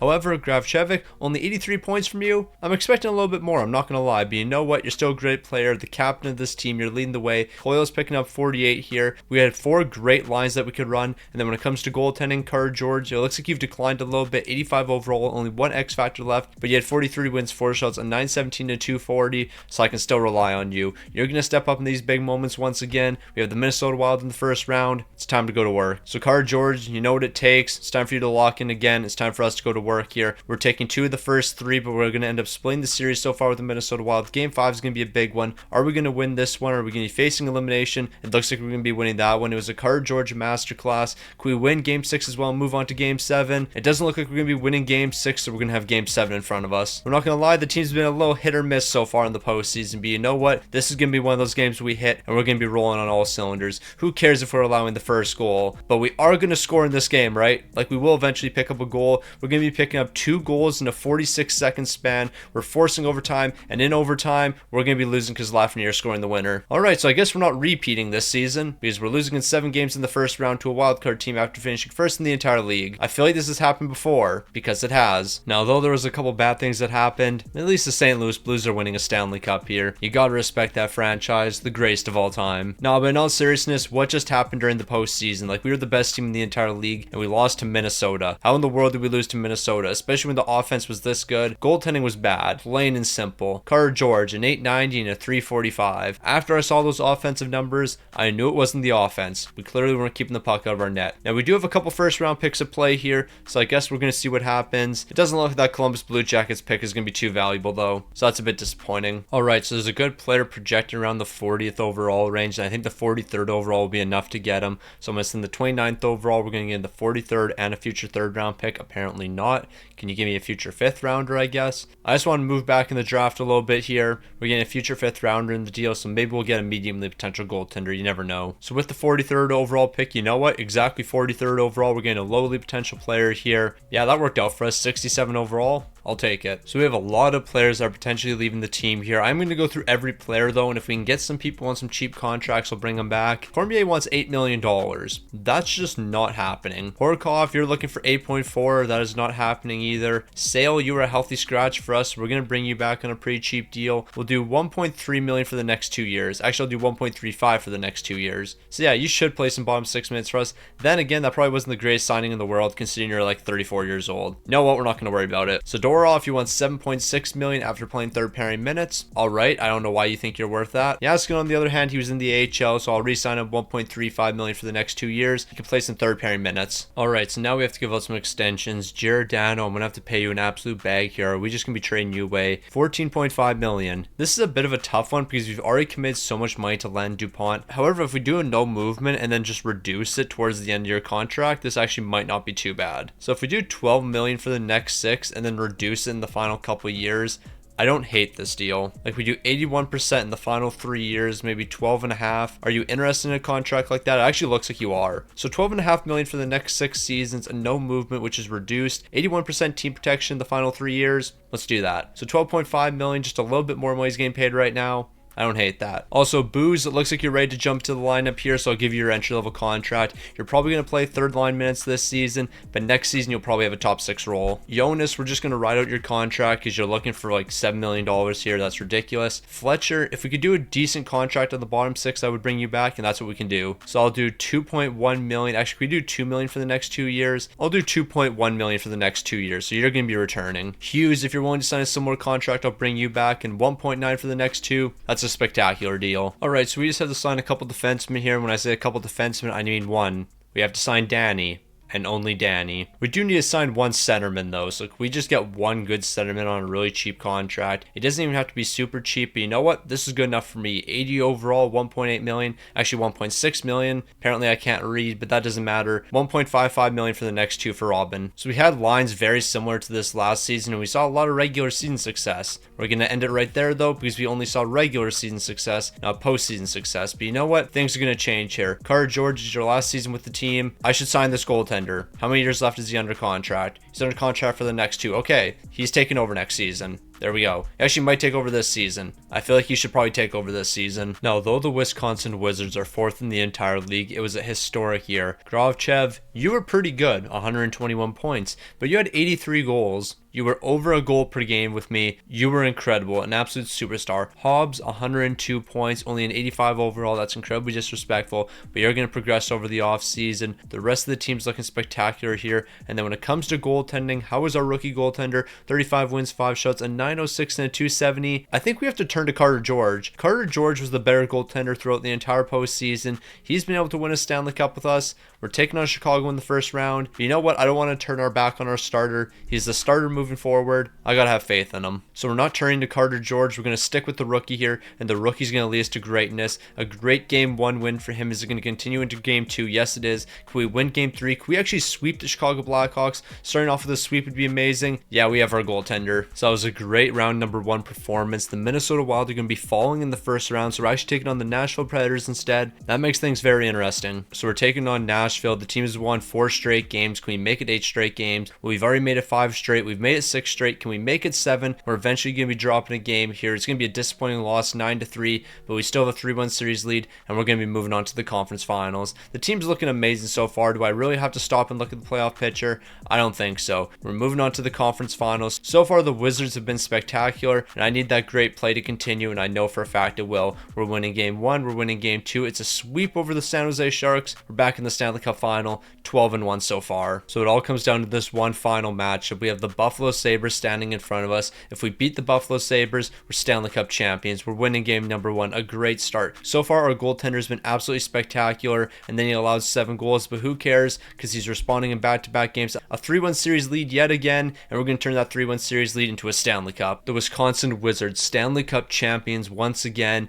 and you already know our goaltender was the real MVP. Grovchev, you were great, 20 points. Teravainen, 20 points, you were great. Murata, you had 19 points. You were fantastic as well, but our goaltender was something special. He actually wasn't, though. 16 wins, 1 shutout, a 910 and a 254. You had a 910 and a 254, but you had a 16-2 record. I fully expected you to have a 930 and a 190. I guess I was gassing you up a little bit too much, but you know what? Who cares? We're still Stanley Cup champs. Now, I do think we have our future goaltender. However, it's going to cost us a lot of money, but we did get this one in the draft with 132nd overall. So maybe this is our future goaltender. You really never know. When it comes to me drafting mediumly potential goaltenders, they're a dime a dozen. Yeah, so when it comes to re-signing players here, we just don't have the money for a guy like Jonas. He's an 84 overall, great defenseman for us. I mean, technically we do have the money for him, but I'm not committing 8.6 million to him. That's just not smart. All right, we got some big contracts to hand out here. Coyle is going to want an absolute bag. How much is he looking for? 12.9 million. Okay, that works. I was expecting way more than that, like significantly more than that. Is it possible for us to get you under 10 million? I highly doubt it, but I'd like to try it. Okay, yeah, that's definitely not happening, but I'll give you a no movement, and then of course it's going to be reduced in the final couple seasons. I'll give you 81% protection. How's that sound? Actually, I'll give you 87%. 87% team protection. The final 3 years it decreases a little bit. I'm okay with that, but I am going to have to give you more money. How about $11.4 million? He's willing to accept that, so that's what I'm going to offer him. Basically the exact same as what he's getting paid right now, so that works out. Murata, I do have to keep you around. You're a pretty valuable asset to the team. Not at this price, though. You are being traded. And you know what? That's actually not the end of the world, because we do have somebody that can replace you. We drafted Booze first overall a couple seasons ago. He's ready to jump to the top 6. The one thing we do have to sign is this mediumly potential goaltender right here. Bro is an absolute stud, but $9.5 million just seems like a bit much. Like, you're an 85 overall. Do I really want to commit that much money to you? Maybe not. We might be making a handful of moves here. Now, this is the goaltender we actually want. We want the Rangers goaltender. Bro's a 90 overall, locked down for the next 6 years at 10.7 million. Our goaltender was looking for 9.9 and only on a 2-year deal. If we did more than 2 years and they're looking to trade Bro, yeah, we're doing this. So I'll give you our starting goaltender that doesn't have nearly as much value. Like, he's looking for $9 million and I'm not willing to do that. So I'll offer him over. Then I'll give you something else on top of that. Like, I can technically give you Murata, but then I want something else back. Like, I would be interested in your first round pick, because this is just a terrible team here. Yeah, this team is not winning games. There is no way a team like this is winning. So you give me your first round pick for the next 2 seasons. I give you this mediumly potential goaltender and Murata. I think this is a fair deal. I'm going to offer it over. They're saying no. I really want those Ranger first round picks. So I'll give you our mediumly potential goaltender and a first round pick for your goaltender. They're saying yes. We got a goalie. That's the big thing. All right, so we know this Rangers team is going to be really bad. So we are going to try to get these 2 first round picks. Murata, I'm going to send you over, but I'm going to have to send something else as well. Probably our first round pick, and that probably still won't be enough. I'm going to offer it over. Okay, yeah, we just got 2 first round picks that will both definitely be in the top 5. I'm pretty sure every time I do a 25-year rebuild, I always have to bring this up at least once. You guys are 80 overalls. you are not worth $7 million. So yeah, that's why we scroll through here until we find a 78 overall or something that's willing to accept a reasonable contract. If we can find one, 78 overalls is where you find the guys willing to accept reasonable deals. We've got this defenseman right here, 1.3 for 1 season. Only problem is he's going to have to play some second pairing minutes. Maybe we make a trade and just pick up somebody for 1 year. All right, so we're going to try to get Hamill here. It's going to be 2 second rounders, and then this guy that we just signed not that long ago. Did he play for us last season? I think he did play for us last season. Yes, he did. But he's going to be traded. We're going to get this guy from Vegas. He's an 85 overall, only under contract for 1 season. Let me double check that. Let's make sure he hasn't signed an extension. It doesn't look like he has. I just need him to play some good minutes for us for 1 season. As long as he can hold it down on the second pairing, we'll be in a great spot here. We could trade one prospect away that I actually wouldn't be against. He has mediumly potential, but I don't think he's going to develop into anything because he's already 25 years old. I'm talking about this guy right here. There's no way he turns into a star player. He's 25 years old and he's a 75 overall. So I'll throw him into the deal, and that's still not going to be enough. Do you want a 3rd round pick as well? Because I'll give you that. Actually, we have a lot of goalies. I'll give you a goalie. Here's a 73 overall goaltender that you can have, and just like that, Vegas is saying yes. I mean, I guess it wouldn't hurt if we had a backup goaltender here. That might be kind of useful. We only need like a 78 overall. Is anyone willing to accept less than $1 million? There we go. Scott Raslaff, you're going to come to the team, $900K for 2 years. You don't even have to play minutes for me. I just need you here. All right, so the team's still looking pretty solid here. The top 6 is looking amazing. You already know we're going to be one of the top teams in the NHL. The real question is, are we going to be showing up in the Stanley Cup final? That's where it matters most. And I don't see why we won't be able to. We have an elite goaltender here, 90 overall, but he has 76 poise. Now I'm a little bit concerned. I guess we're going to see a Broken step up in the big time moments, but based on his poise, we could be in trouble. Okay, I'm just going to show how good our team was this season. Yeah, we were first in the entire league, but we were the only team that averaged over 4 goals per game. We were also the only team that allowed less than 200 goals in the entire season. So yes, we are the best offensively and the best defensively. Grachev, he's picking up 64 goals and 60 helpers for 124 points. Hobbs is picking up 113 points. He's turned to a superstar for us. Teravine 107. From top to bottom, we are unstoppable. Goaltending wise, unstoppable. You all know what that means. First round exit against the Nashville Predators. Let's head to Cancun early. All right, Wizards, let's lock in here. We're supposed to be winning Stanley Cups, and that's what we're supposed to do here. And so far, we've actually been looking pretty solid till game number 3, but we still have a 3-1 series lead. So let's close it out in game number 5 and move on to the second round. A game 5 win's going to mean a lot here, and that's what we're doing. So 4 wins down, 12 more to go. The team's looking great so far, but Chicago's going to put a pretty solid fight. They beat St. Louis, who was second in the entire league, so we can't take them lightly. Now, if Chicago's beating St. Louis, clearly they're not frauds whatsoever. They're going to be a really good team. We're dropping game number 1. I don't know what's happened in game number 2. It hasn't loaded. What happened in game number 2? We won that one 7-2. We split the series so far with Chicago. Game 5 is a must win for us. We allowed 7 goals. Seems about right. All right, so we're facing elimination. Why am I not surprised here? Remember, we were the best offensive and we were the best defensive, and the offense is showing up in the first period. We're picking up 4 goals, but Chicago's slowly making the comeback here. We better not lose this game. We better not lose this game right here. We're in overtime. Somebody score an overtime winner. We really lost that game. Like, I just have to point out, we were up 4-1 in the first period. We proceeded to lose this game 8-7. How does that happen? Like, seriously, how does that even happen? Now I'm just going to blame our goaltender because, bro, you allowed 15 goals in a 2-game span. I don't care how bad the defense was. I don't care if we didn't play defense in front of you. 15 goals in a 2-game span, that's unacceptable. Like, there's no way you're that bad. Look at how many point-a-game scores we had. Then look at our goaltending. Bro, you are a 90 overall, the second best goalie in the league. And you did that for me in the postseason. I really appreciate that. Well, at least Chicago's not winning the Stanley Cup. The Buffalo Sabres are. But no, why are the Wisconsin Wizards doing this every year? I mean, I guess we can celebrate getting the 12th overall pick from the New York Rangers, and we will use that pick to move up in the draft. So we should be walking away with a medium-league potential player. Alright, so I actually changed my mind because it's actually going to be very difficult to move up in the draft here. Harding, you actually could be a good player. Your NHL ETA is only 2 years away, so you're probably like a low 70 overall, so we're going to draft you. You're a 67 overall. That's not too bad. At least you're a sniper that can also play right wing, because we are going to need a right winger in the future. Alright, now we drafted a goaltender here in the 3rd round. I don't care if he's a 50 overall. What is your poise? 67. That's almost the equivalent of what our starting goaltender is right now. And because I have such little faith in our goalies, I'm drafting another one here. Who knows who's going to be our starter in 3 seasons? So we're going to go ahead and sign some rookies here, but everybody everybody that's not a rookie likely won't be coming back to the team because I don't want to pay them a lot of money to play in the bottom 6. Like a Monte, I'm not giving you $5 million to play in the bottom 6. That just makes no sense. Also, I don't know why I just called him a Monte. I think it's a Monty. Same difference. So Booze needs an extension. He's one of our top 6 guys. How much money is he going to be looking for? $11 million.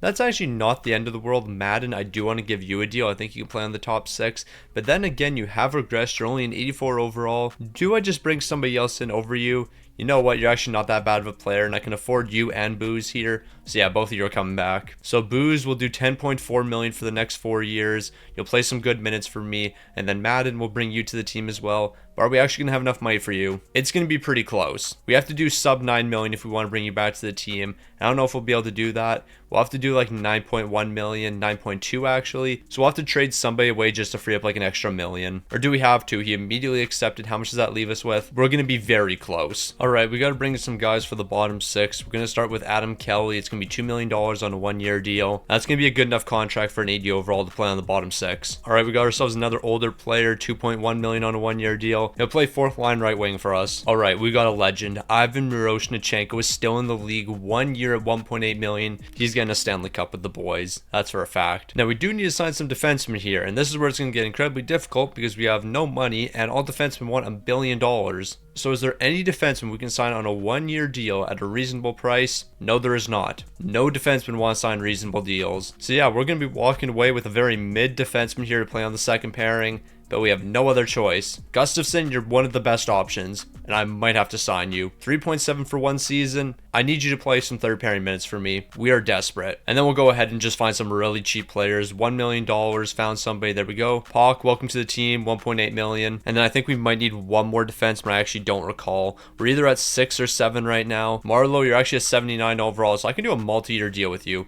I'll do $1.6 million for 2 years. So he'll accept that contract and then we'll be ready to go. Now I'm so excited to watch this team win 60 plus games and then losing 5 games in the first round. We all know it's going to happen. Does our goaltender have a superstar X factor? Yes, he does. 90 overall, the best goalie in the league now. But is he going to be able to win Stanley Cups with us? Probably not. Like, I just know bro is a complete and utter fraud. Like a 90 overall goaltender, the best in the league. And you just know his record in the postseason is going to be like 5-36. All right, we won 60 plus games. You already know what that means. We're going to somehow lose in the first round to the Colorado Avalanche. Coyle, 99 points. Grachev, we should probably trade you away. You only have 86 points. I think you're starting to regress here. And we could capitalize on your trade value because it's still going to be pretty high. When it comes to goaltending, our goaltender was great this season. Marcel, 46 wins, 11 shots, and 924 and a 210. Watch this man get completely cooked in the postseason. He's going to have like an 880 and a 360. He's going to be atrocious. I can see it all happening now. After a historic regular season,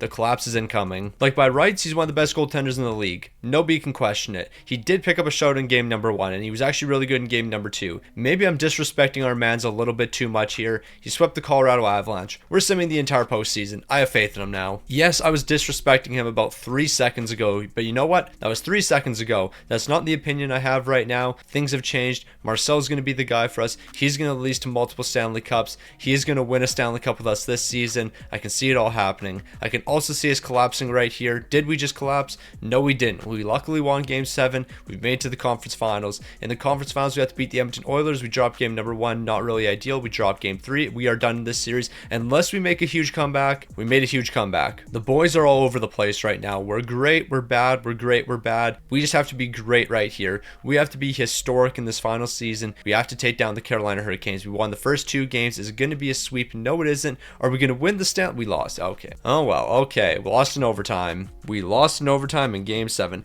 What is our record in the Stanley Cup final? Like, it must be terrible. I think we've won 2 or 3 Stanley Cups. Let's just say 3. I'm not 100% sure if it's 3. We're 3-6 in the Stanley Cup final. 3 Stanley Cup wins, 6 Stanley Cup losses. And I don't even know if we've won 3 Stanley Cups. It might only be 2. But once again, we're going to be losing in the Stanley Cup final. Grachev, I can't trade you away. You just had 32 points, 16 goals, 16 assists. You're the best player here. I don't know why we can't win. Madden, 25 points. You're an 85 overall. You're probably going to progress to like an 87 or an 88. Marcel, I can't ask for more. 15 wins, 3 shots, and 916 to 232. Everything about this team had Stanley Cup champs written all over them until game 7, and then we lost. All right, we can't forget about this franchise potential player. He is projected around 217.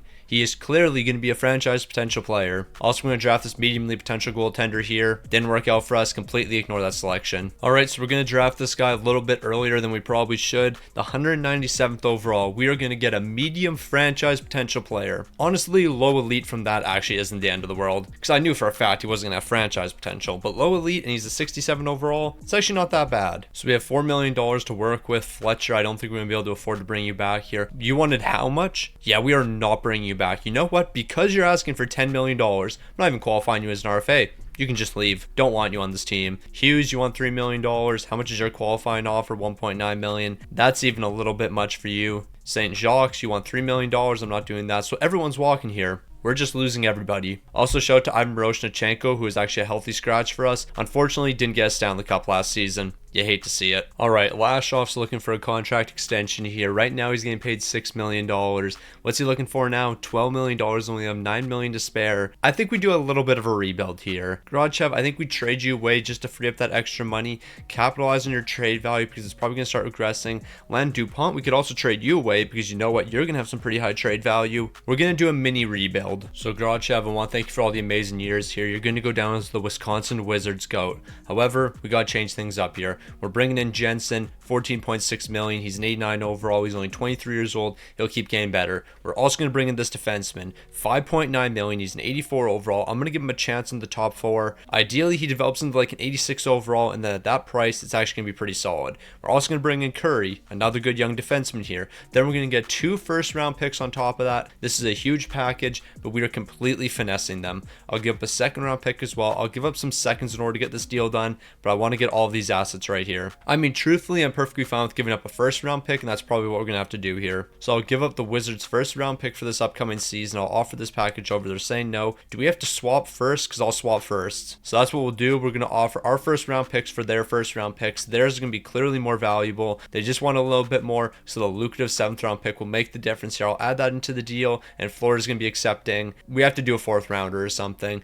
The lucrative 7th round picks aren't enough anymore. The lucrative 4th round picks aren't even enough. It's going to have to be a second. They said they wanted a little bit more, and here's what a little bit more is: a 2nd and 3rd round pick. Florida's wildin'. All right, so I think what's going to happen here is we're going to have to trade Landon DuPont for picks. So we have to figure out which team has the worst future, which team is just going to be really bad in a handful of years. I think it might be the Red Wings. They don't have a great core here, like whatsoever. Who's their best defenseman right now? An 82 overall. So they would add Landon DuPont there. When it comes to the forwards, this is really bad. So these first round picks should have a lot of value. You're going to give me Utah's, you're going to give me yours. You're going to give me yours for 2044. You're actually going to give me Utah's for 2044 as well. How many Utah picks do you have? You're going to give me 5 first round picks. I'll give you Landon DuPont. So this is what the trade's going to be. 5 first round picks from Detroit for Landon DuPont. They're saying no. I want all of those picks. So I'll give you our 2nd round pick and a 3rd round pick, and then hopefully that's going to be enough here. It clearly won't be. They're saying no. Do we have any good prospects? I don't know if we do. If we do, we will be trading some. We have Harding. We could trade him away, but I'd actually kind of like to hold on to him. I'll trade this guy right here. So we'll trade 1 prospect in this deal. That's still not going to be enough, so I'll take out this Detroit pick. I'll take out a couple picks here. I'll send this over. They're saying no. I want 4 first-round picks at the very minimum. Detroit, you have to give me 4 first-round picks for Landon DuPont and all these assets I'm giving you. What else is it going to take? I mean, I know this 1 prospect is fitting your trade block, so hopefully he can make the difference here. It's a little bit low. We'll do a 3-team trade. All right, so what we're going to do is we're going to flip all these picks over to the Columbus Blue Jackets, and we're going to get 2 second-round picks. Those 2 second rounders are going to help us get the massive deal done. I'll throw in a 4th rounder as well. Hopefully this is all going to be enough. Perfect. Now this is what the massive deal is going to be. We're going to use this Columbus 2nd rounder, this other Columbus 2nd round pick, and Landon DuPont. Now we're going to send all of this over to the Red Wings, and we're going to get some 1st round picks. So we're going to get 1 1st round pick, and 2, and 3, and 4. 4 first round picks over the next 2 seasons. I'm going to offer this over to Detroit. They're saying it's a little bit low. We're going to get this one done. Here's a 5th rounder, and here's another 5th rounder. So 2 5th rounders.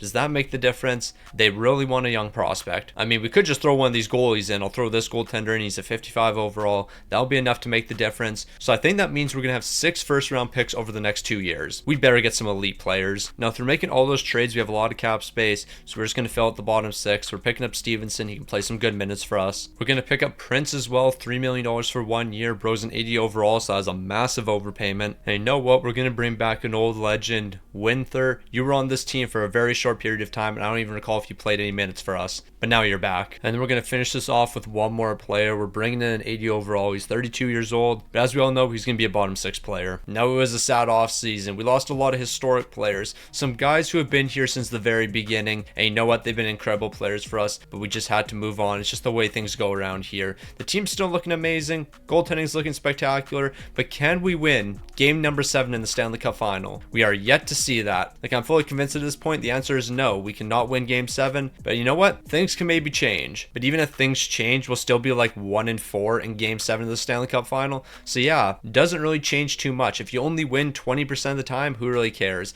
And I didn't say 1 out of 4 times, 1 and 4. So like we've won 1 and we've lost 4, meaning it's 20%. Before I see some comments saying, oh, you don't know how to do math. No, I did math right there. All right, we've seen this a lot of times. Wisconsin, first in the entire league. Coyle leads the way with 96 points. Even though we lost Grachev and Landon DuPont, we're still at the top of the league. Nobody can stop us here. Goaltending's immaculate. Watch us lose in the first round. Like, I don't know why I don't have faith in this team. Like, we made it to the Stanley Cup final last season, but we lost in the Stanley Cup final. And then the year before, I believe we lost in the second round. And then the year before that, I don't even want to talk about what happened because I don't remember. But yeah, let's lock in. Okay, we won game number 1, 10-0. If we don't win this series, I'm just ending the video. We have to win this series right here. We scored a lot of goals, and we didn't allow that many. We are moving right to the end of the postseason. This team is on a different level right now. What we did to the Winnipeg Jets shouldn't have happened. There is no way that should have happened in any universe.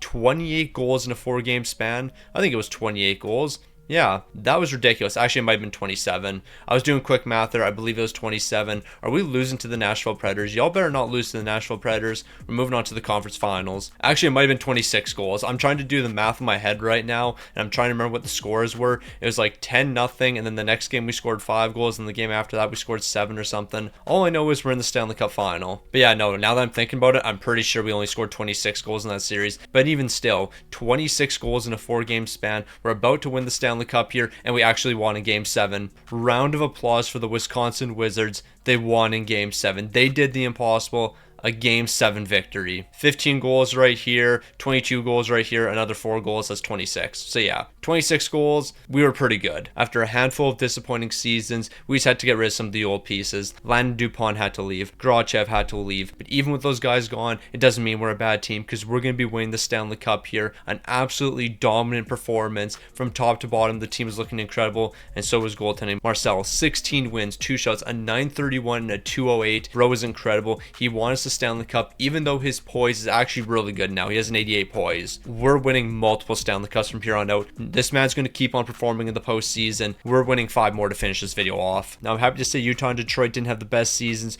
We gained the 9th overall pick from Detroit and then the 17th overall pick from Utah. So not only did we win a Stanley Cup, but we have 2 picks in the lottery. Okay, Darren Walters. This is interesting. I'm not going to lie. Franchise potential. He'd be a really good player. Outside of him, this draft looks really bad. So we're going to make a play for the 1st overall. I highly doubt we're going to be able to get it here, but you never know. We actually might be able to. That 1st round pick doesn't seem to have a ton of value. So if I give up 3 1st round picks here, can we get the 1st overall? I actually think we're very close here. We might be walking away with a franchise potential player, and I never would have expected that. Here's the 5th and 6th rounder. Is this going to be enough to get the deal done? We're close, aren't we? Now, I guess if we are going to be picking up a franchise potential defenseman, we could trade one of our defensemen away here. And you know what? I think that's exactly what we'll do here. So we're going to trade this 86 overall. And if this is going to be enough for us to get the 1st overall pick, it's going to be well worth it. Yeah, we finessed them. We're getting the 1st overall pick. We're bringing a franchise defenseman to the team. He's going to be an absolute superstar. Shout out to Walters. He's joined the team 81 overall. The only thing I don't like about him is the fact that he's a defensive defenseman, and a franchise potential defensive defenseman might not develop the best for us. But then again, he had 5 goals and 50 assists in 66 games. So yeah, he can produce offensively still.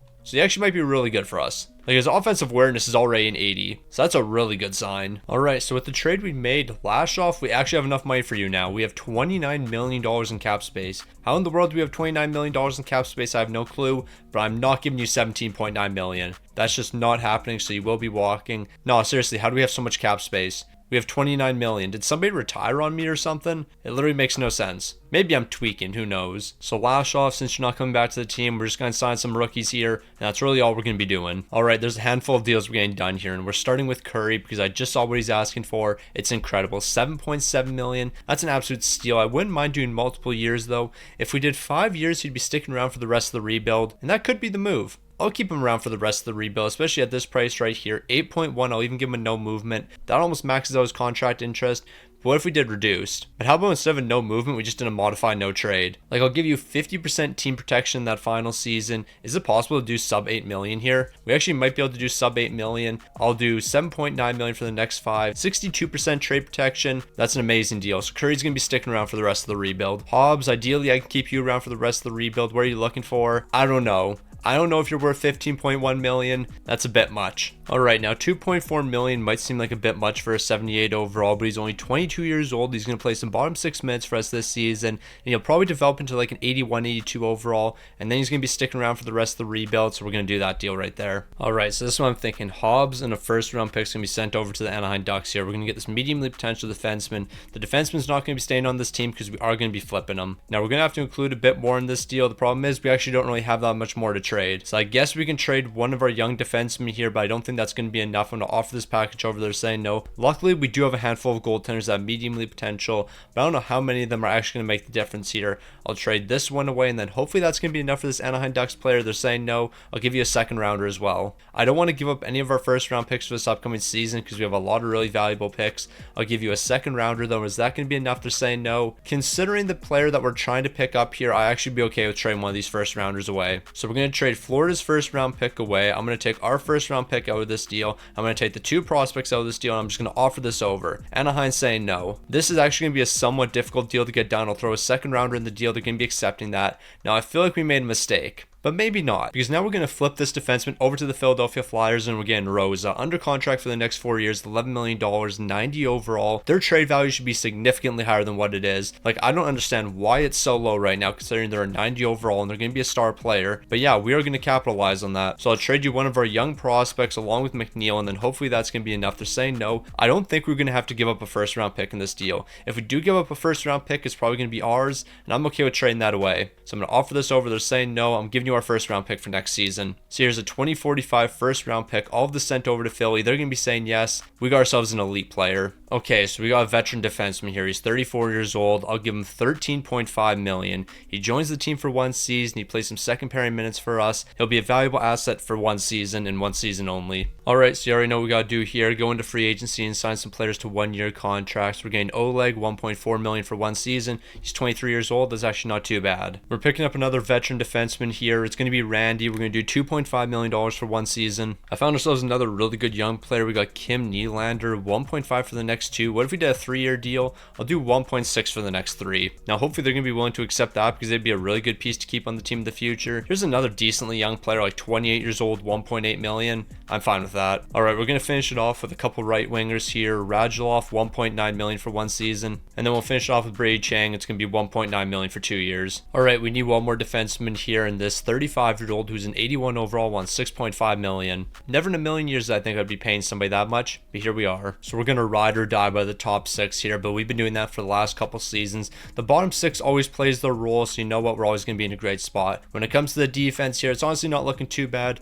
Curry's going to turn to a superstar for us. No doubt in my mind he's going to be one of the top defensemen. Walters, you're going to be our franchise defenseman in just a few seasons. I can see it all happening. And then when it comes to goaltending, Marcel, just keep doing what you're doing. Now, although our bottom 6 looks slightly questionable here, we're second in the entire league, a 53, 23, and 6 record, 4 goals per game, 2.91 allowed. We're almost scoring a goal per game more than the Edmonton Oilers. Their defense was slightly better than ours, but yet they're ahead of us in the standings. That just doesn't seem right. Coyle, 109 points. Of course, he continues to carry the way here. Jensen, Booz, Rosa, all these guys are stepping up in the big time games. No surprise there. And then when it comes to goaltending, you already know Marcel's going to lead the way for us. 44 wins, 5 shots, a 904 and a 271. I'm expecting another big time performance from him in the postseason. We're taking on the Vancouver Canucks. Let's get ourselves another Stanley Cup. Alright, so far we've been absolutely dominating the Vancouver Canucks. Completely ignore what happened in game number 2. They haven't been able to score on us. They scored what? 5 goals in 5 games? Frauds. Now, Wisconsin looked perfect in that first round matchup against the Vancouver Canucks. Vancouver didn't even stand a chance against us. But you know what? Our second round matchup's going to be a lot harder. We got the Nashville Predators. Now, without a doubt, the Nashville Predators are going to be a lot more competitive in this matchup. But are they really? Because I think we're actually dominating them. We absolutely dominated the Nashville Predators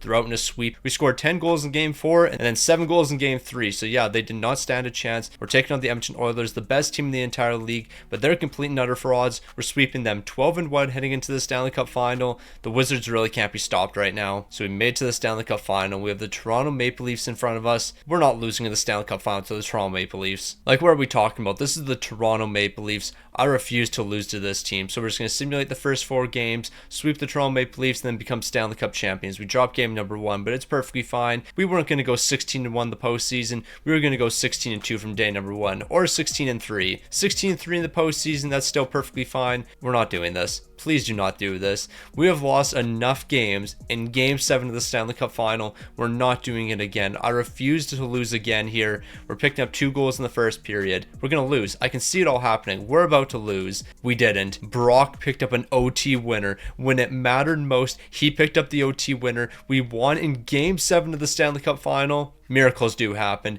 We just went back to back for the first time in this video. Show it to Brock. What an absolute legend. I am so happy I gave that man a long-term extension. Like, Brock sticking around for the rest of the rebuild. He shouldn't have signed that long-term extension because I would have had to pay him $8 million after that big-time goal right there. 11 points in the postseason, 4 goals, 7 assists. He's up to an 80 overall. Bro's going to be a stud for us. He's going to be one of the best players on this team. Coyle, Booz, Rosa, Giordano, Jensen, Teravainen, all stepping up in those big-time moments. But let's be real here. Goaltending made the big difference. Marcel, 16 wins, 1 shot, a 931, a 210. He's gone back to back, but let's go for the 3-peat. We all know we're capable of it. Now, last season when we won a Stanley Cup, we ended up having a top 10 pick. We won a Stanley Cup this season. Unfortunately, we don't have a top 10 pick. We have a top 11 pick. So that's still going to work out for us. Now, we have a couple choices here. We go with Kong. He's NHL ready, so he's probably like a 77 overall, but he's a grinder, and I'm not a fan of grinders. We could go for the guy who might have mediumly potential. Supposedly, he'll be ready in 2 seasons. Similar style to Jean Beliveau, so that's not a bad pickup either.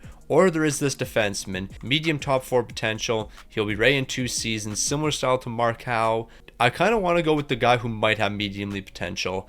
We're going off the board a little bit. It probably won't work out for us. Medium top 6 potential sniper, 67 overall. That's not too bad. Now, it looks like we're getting a handful of good players in this draft. A medium top 6 potential power forward. Snipers and power forwards, they're my 2 favorite play styles. So absolutely nothing is happening during the re-sign phase. Everyone here is going to walk. We don't need them on the team anymore. Even when it comes to goaltenders, all these goaltenders on expiring deals, they're going to be leaving as well. So we're going to have $20 million to work with. That's not too bad. So we have a lot of cap space to work with. So re-sign Teravainen shouldn't be too difficult, barring what he's looking for. And this really isn't too terrible, but I would like to find a cheaper option if possible. Like $14 million seems like a lot. Then again, he is a top line guy for us, so maybe we actually do this. And then again, I could just give him a no movement clause and we can get this down quite a bit. So yeah, we will re-sign him. So what we'll do is $12 million for the next 6 seasons. I'll give him a no movement as well. He's actually going to want a little bit more than that, but that's not too bad. 12.3, I'll do 12.4. So 12.4 for the next 6. He gets a full no movement. Teravainen, welcome back to the team. When it comes to everyone else, no one needs extensions here. So we're actually in a really good spot when it comes to the salary cap situation. I mean, I guess I can give this goaltender a contract extension, $950K for 1 season. He'll be our backup this season and next season. Okay, this is actually kind of funny, but I let Shane walk into free agency, and now he's willing to sign a reasonable deal.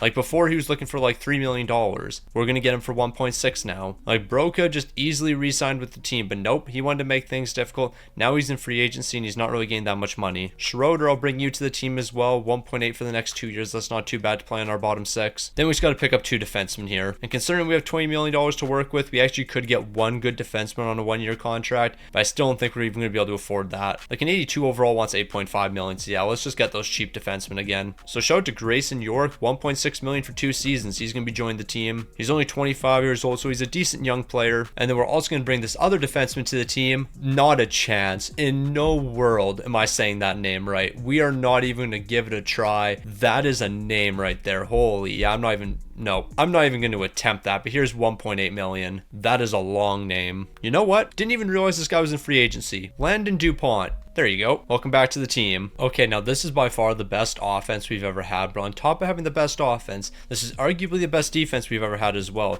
Giordano, Landon DuPont, Walters. Then we got Steve Curry. He's a great second pairing guy. Probably should be a first pairing. He's only 21 years old. We have him locked down for the rest of the rebuild. And then goaltending wise, that's looking spectacular as well. Marcel's won back-to-back Stanley Cups, and he's going for the 3-peat. After a very tough start to this video, the team's slowly been turning it around, but we all know that's not going to last forever. Now, if a 3-peat was ever going to happen, it's going to happen this season. A 63, 11, and 8 record, 4.45 goals per game, 2.44 allowed. We had a 143-point scorer in Coyle, Bro is lighting the lamp. 69 goals, 74 helpers, 143 points. Booze 128. Jensen 122. Plus 85, plus 85, plus 92. That's how good these guys were. When it comes to goaltending, spectacular. We have a chance at a three-peat this season. The team's won 10 straight games heading into the postseason. We are running on all cylinders. Let's bring home one more. I mean, technically, I want to bring more than just one more home. But you know what? Completing a three-peat here, that would be legendary for the Wizards. And then maybe potentially completing a four-peat, that would even be more legendary. But first, we got to get past the LA Kings because we split the series with them. Game number 5 is going to be a massive one. We're going to steal that one away. Let's close out in game 6. If we go to game 7, I'm not going to have a lot of confidence here. So let's win game number 6, and that's exactly what we're doing. So we're moving on here. I don't want to stop and look at the playoff picture. The team has been looking absolutely spectacular, and we're going to keep on looking spectacular. We have the Nashville Predators up next. Last time we took on Nashville, we absolutely dominated. But you know what? This is a completely different Nashville team. Okay, we scored 14 goals in the first 2 games. So sweeping Nashville, maybe not quite a sweep, but yeah, this team is absolutely done. They have no chance of making a... What am I talking about? I was about to say they have no chance of making a comeback. They have a very good shot of making a comeback, but not anymore. We're taking them down 6 games. I was getting way too far ahead of myself. We're off to the conference finals. The San Jose Sharks are up next. Okay, so I tried to gas up the San Jose Sharks. That was completely pointless. We're moving on to the Stanley Cup final. Like, I tried to gas them up through the first 2 games, and then we won those first 2 games. So then I tried to change what I was saying, and then we won 2 straight games after that. So basically, nothing I said while I was recording that series made any sense. But here we are in the Stanley Cup final, looking at completing the three-peat. We've already won game number 1. We've won game 2. Is it going to be a sweep? It doesn't look like it, but we have a commanding 3-1 series lead, and the Wizards are about to be Stanley Cup champions. We're about to complete the three-peat. We just have to win one more game, and now we're in game 7. All right, boys, we had a 3-0 series lead, and now we're in game 7. We are supposed to be the best team in the entire league. We're not going out like this. We are not going out like this. Please do not blow a 3-0 series lead.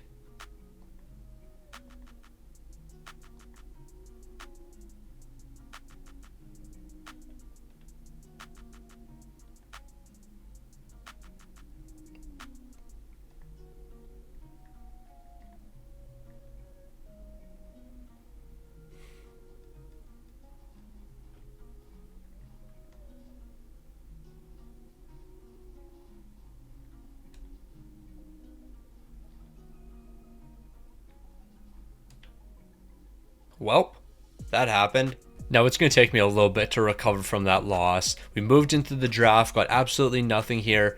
So yeah, there's nothing to smile about. We really blew a 3-0 series lead. Ain't no way. Now, when it comes to extensions, I'm actually sort of interested in bringing Len DuPont back to the team, barring the right price here. He wants multiple years. At the very most, I can only do 1, and I don't want to give him over $12.5 million. So Len DuPont's not going to be returning. Cheng probably is going to be returning as well. How much is he looking for? 4.7. So yeah, basically everyone here is going to be walking. We'll find some replacements. All right, so we got some big deals to hand out here, but we also have to make some decisions. Giordano, are you going to be sticking on this team in the future? You're 33 years old. Trading you away right now probably makes the most sense considering you're looking for 17.6 million. Booze, Walters, both of you guys are coming back to the team. Hopefully we can sign both of you for a cheap price. Walter, I'm very scared, but this is actually really reasonable. So we'll keep you around for the rest of the rebuild. 10.9, I'll give you a no movement in that final season. Are we actually gonna be looking at like 11.5 million? Because that would be a really good deal to get done here. And that's what we're gonna offer him. 11.5 million. That's an absolute steal. Booze, you're probably gonna be looking for a bit more than that. 24.8. Bro, you are wildin'. You're gone. Nope, you're not returning. I am not giving you that. Adam Ski, what are you? You're a playmaker. We drafted you. You could potentially move up into the top 6. How much are you looking for? 6.5. See, now that's a bit more reasonable. But yeah, Booze, Giordano, both of you guys are being traded away. Marcel, I got to give you an extension. How much are you going to be looking for? $11 million. I can keep you around for sure. You're 29 years old. We have about 4 years left in the rebuild, give or take. So I'll do 10 million with a no movement. I'll keep you around for the rest of the rebuild. We're actually going to do sub 10 million here, 9.8 million. We're saving about $1 million with this contract, so I don't mind that. But yeah, Giordano, Booze, both of you guys have to be traded. So we're going to send Booze over. We're going to get Bales, and we're also going to walk away with 3 first rounders. I think this is a pretty fair deal. I'm going going to offer it over. They're saying it's a little bit low. That works for me. Here's a second round pick. We get this deal done. That's great. But now we're going to move over to Toronto because there's another player I want, but this player is going to be a bit more difficult. All right, so here's what I'm thinking. Parento, Duffy, and 2 first-round picks acquired from the Boston Bruins in exchange for Giordano. I actually might be able to get 3 first-round picks here. 3 first-round picks would be ideal. Now, this deal is going to turn out to be very good for us because Parento, I know for a fact we can sign to a really cheap contract. I mean, I shouldn't say cheap, like it's going to cost us a couple $1 million, but it's going to be reasonable here. I'm throwing in our first-round pick. They're saying no. Maybe we can only get 2 first-round picks here. At the end of the day, 2 first-round picks, still going to be useful. So I'll offer over this 3rd-round pick. We're going to get this deal done. I guess they want a 2nd-round pick. I really don't care that much. You can have a 2nd-round pick. You're giving us valuable 1st-round picks, so you can have our 2nds. So we'll do 9.4 for the next 4 years. That's going to be an amazing deal. Duffy, what are you going to be looking for? Ideally, we signed you pretty cheap as well. $13 million. It's a little bit much. So we might end up flipping you. All right, so when it comes to Coyle here, we're actually just going to have to flip Coyle over to the Philadelphia Flyers because he has that modified no trade. We're going to get 2 mediumly potential players and 2 first-round picks that have a lot of value. They're going to say no to this deal. Eventually, we will get this done because I'm going to offer whatever I have to. But then we're going to flip those assets elsewhere to get the players that we actually want. So here's a 3rd and 4th rounder. I highly doubt that's going to make the difference here. I'm going to have to give up our 1st-round pick for 2047, but that's not the end of the world. Or I just give up our 1st-round pick for this upcoming season, which I'm also okay with doing that. So I think this package should be enough here. They're saying it's a little bit low. They want 3rd and 4th rounders. So here's a 3rd rounder. Here's a 4th rounder. That should be enough to get this one done. Philly's going to be saying yes. All right, this is a bit of a high risk, high reward move. McNeil, Duffy, both guys are going to be sent over. Safaronov, you're going to join the team for the rest of the rebuild. $15.8 million. You're a sniper. You got some good offensive awareness. You got some amazing shooting attributes. Are you going to be able to be a top player for us? You better be, because I'm giving up quite a bit in this deal. We need you to be an absolute superstar here. We have the cap space to afford you, so you're joining the team. So after all the trades, free agent signings, all that, we have $9.6 million in cap space for next season. So if we do want to make another trade here, it's got to be under $9.6 million. And ideally, we trade for another defenseman here. Like we have a couple mediumly potential defensemen that probably won't be sticking around. So if we can trade for some cheap ones, I wouldn't be against that. But cheap defensemen just isn't a real thing. Like unless they're on the rookie contract, like bro somehow got a bag of $17 million. I'm not handing out those bags. This defenseman though, he's only an 83 overall, 22 years old, but he's on a pretty solid contract. I don't hate this guy. I'm probably going to bring him to the team. If I give you a chance on the 2nd pairing, I could probably get you into an 85 overall, and then that might not be too bad, because we won't be bringing back this mediumly potential defenseman, so we might as well just trade him early, and then maybe through a deal like this, we can pick up a forward who's on a 1-year contract, and they can play for us this season. I think we might be cooking right now. Okay, I might not be cooking whatsoever. Maybe we can just steal Colorado's 1st-round pick, because they're going to be a terrible team. So yeah, I'll give you this mediumly potential player, you give me that defenseman, and I will give you, what else do you want? I guess I can give you Dallas's 1st-round pick. Actually, I'll give you our 1st-round pick for next season. So all of this sent over to Colorado. We just finessed them because that team's going to be so incredibly bad. So we have 4 1st-round picks at play for the upcoming season. We better get a top 5 pick. So last season, we were looking absolutely incredible. Had a 3-0 series lead in the Stanley Cup final. And when you have a 3-0 series lead in the Stanley Cup final, you never lose. Nope, that never happens. Not in a million years would a team ever have a 3-0 series lead in the Stanley Cup final and then proceed to lose. That would never happen. Nope, the Wisconsin Wizards would never allow themselves to lose 4 straight games and then lose the Stanley Cup because of that. Nope, it would never happen. Now with all the turnover over the offseason, the Wisconsin Wizards are still looking amazing.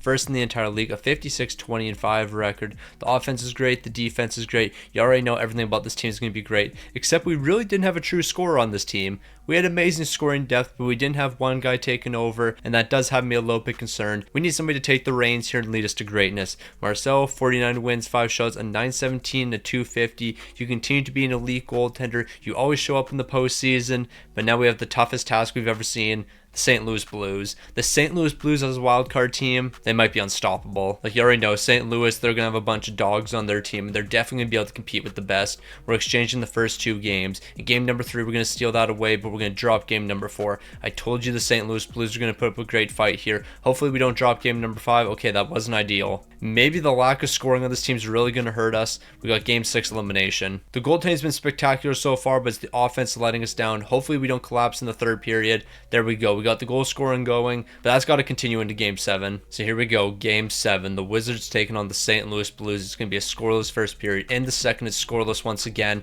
I feel like the offense is going to let us down. We're going to lose this game 1-0. I can see it all happening. Nope, Harding's going to be picking up a goal. Schroeder's picking up a goal. The bottom 6 has stepped up in these big time moments, and we're taking this one 2-1. The offense is really concerning me though. Like when it comes to defense, we were spectacular in that series. We didn't get blown out in any game. Every single game we played in was incredibly close. However, offensively, we did nothing. Like we were winning a majority of those games 2-1, 3-1. We need the offense to be way better than that. And you know what? It looks like it's picked up here in round number 2, but not really. I mean, like we're scoring a few more goals, but it actually looks the exact same as round number 1. I was trying to gas this team up. We're taking game number 5 against the Chicago Blackhawks. That's a big one. Can we take game 6 as well? Of course not. We need another game 7. Goaltending is not a problem. Defense is not a problem here. It is only our offense. The offense is what's letting us down. Can we start scoring some goals here? I mean, I guess we're scoring, but I don't think this is going to be enough. Chicago's going to make the comeback. Just kidding. We're potting back-to-back goals and we're winning this game. You know what? I got to stop disrespecting the Wisconsin Wizards. This team has been stepping up year after year, and we're about to make it to the Stanley Cup final yet again.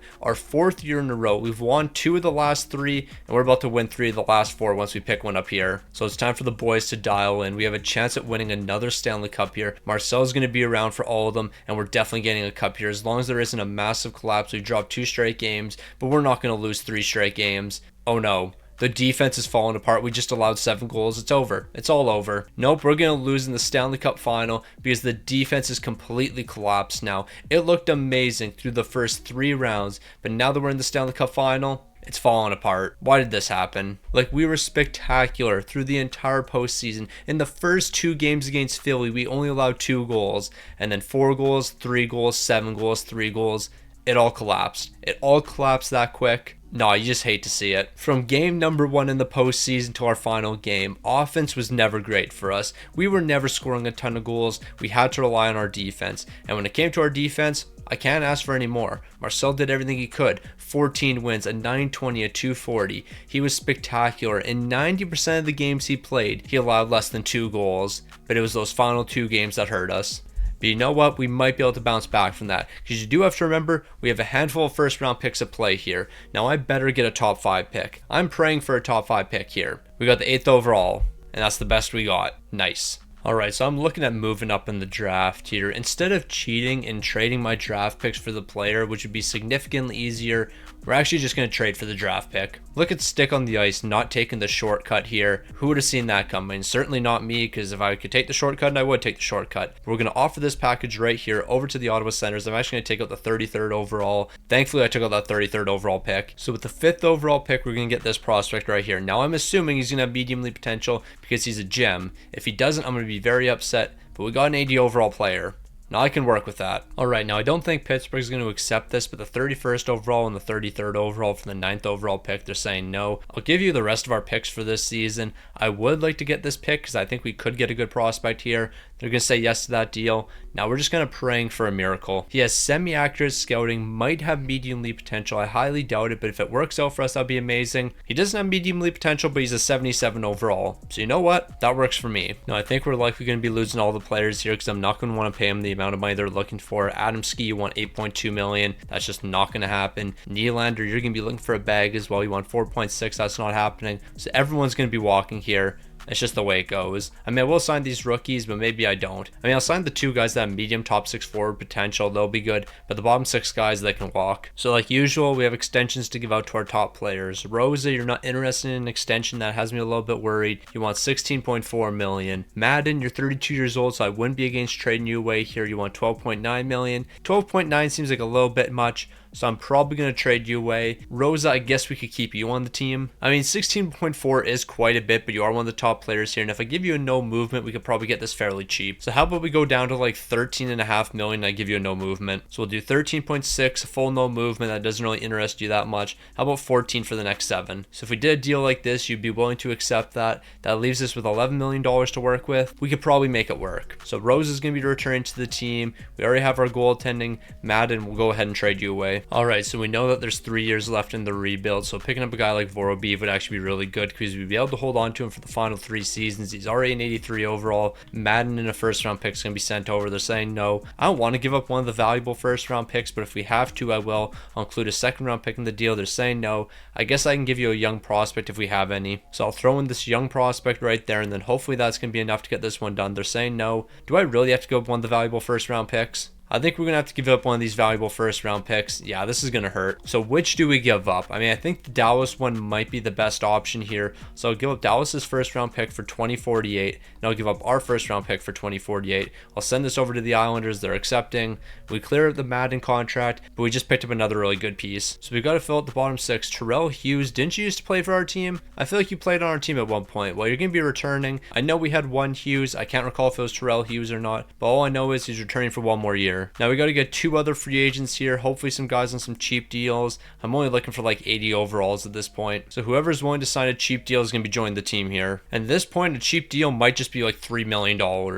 Blaine, that's what we're signing you for. And with the remaining $6 million we have, I just need to sign one right winger, and that's going to be Outlaw. He's 34 years old, but his name is Outlaw. So yeah, here's 4.4. All right, so I just realized something. Remember at the draft how I made a really big deal about how I'm going to trade for the draft pick? I'm going to have an integrity and all that. Vorobiev, where were you drafted? Oh, first overall. To be fair, I traded for him after the draft, so you got to give me a little bit of leeway there. Like, I didn't use my picks to trade for him. I used my picks to trade for a different pick. You get the point here. Vorobiev is going to be joining the team. And the one great thing about Vorobiev and Eklund here, both these guys are going to be under their rookie contracts for the rest of their video, so they're going to make the salary cap situation incredibly easy for this team. The defense still looking great here. Goaltending's looking spectacular. Let's make it back to the Stanley Cup final for the 5th year in a row. All right, I don't know what kind of a disaster happened this season, but this is inexcusable. The Wisconsin Wizards, a 45, 31, and 6 record, 13th in the entire league. We have been a top 3 team for the past 15 years, 16 years, and then all of a sudden 13th in the entire league. I don't know why all of a sudden we were just playing like absolute garbage, but yeah, we have Utah in the first round,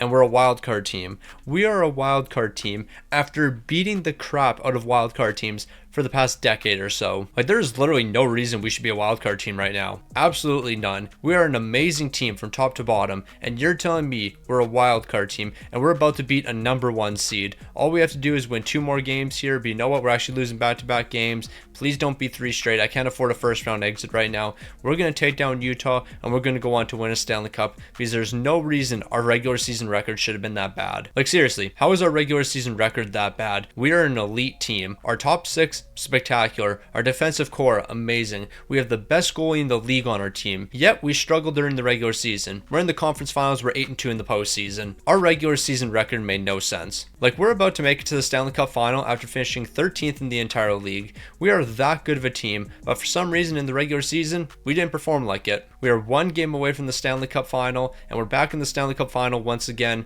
What is this, year 6 in a row? I take that back, it actually might not be year 6. I think this is year number 5, but we're going to win a Stanley Cup here. All we have to do is win game number 5, and then we'll have a 3-2 series lead. Then I'll feel comfortable, and I actually feel comfortable for once. Do not choke this away. Close it out right now. We're going to lose in game 7, aren't we? The Wisconsin Wizards battled from being 13th in the entire league all the way to the Stanley Cup final, only to lose in game 7. We're picking up the first 2 goals. We're doubling down the second. As long as we don't have one of the greatest collapses of all time, we're Stanley Cup champions. Marcel's picking up a shutout. I never should have questioned him. No, but real talk, after that absolute disaster class during the regular season, how did we go on this run? Maybe the boys figured it out when it mattered most. I don't know. Maybe we just lost a lot of games in overtime, or maybe the refs were rigged against us. I don't know what it was. All I know is we're Stanley Cup champions. Jensen, 32 points. Safaronov, he's picking up 22. Teravainen, 22. Rosa, 22. The team was looking amazing, and the goaltending, not as good as it normally is. 16 wins, 1 shot, a 915, but a 280. A 280 might be your worst goals against when we won a Stanley Cup. Like, you posted a 210 here, a 208 here, but when we won the Stanley Cup this season,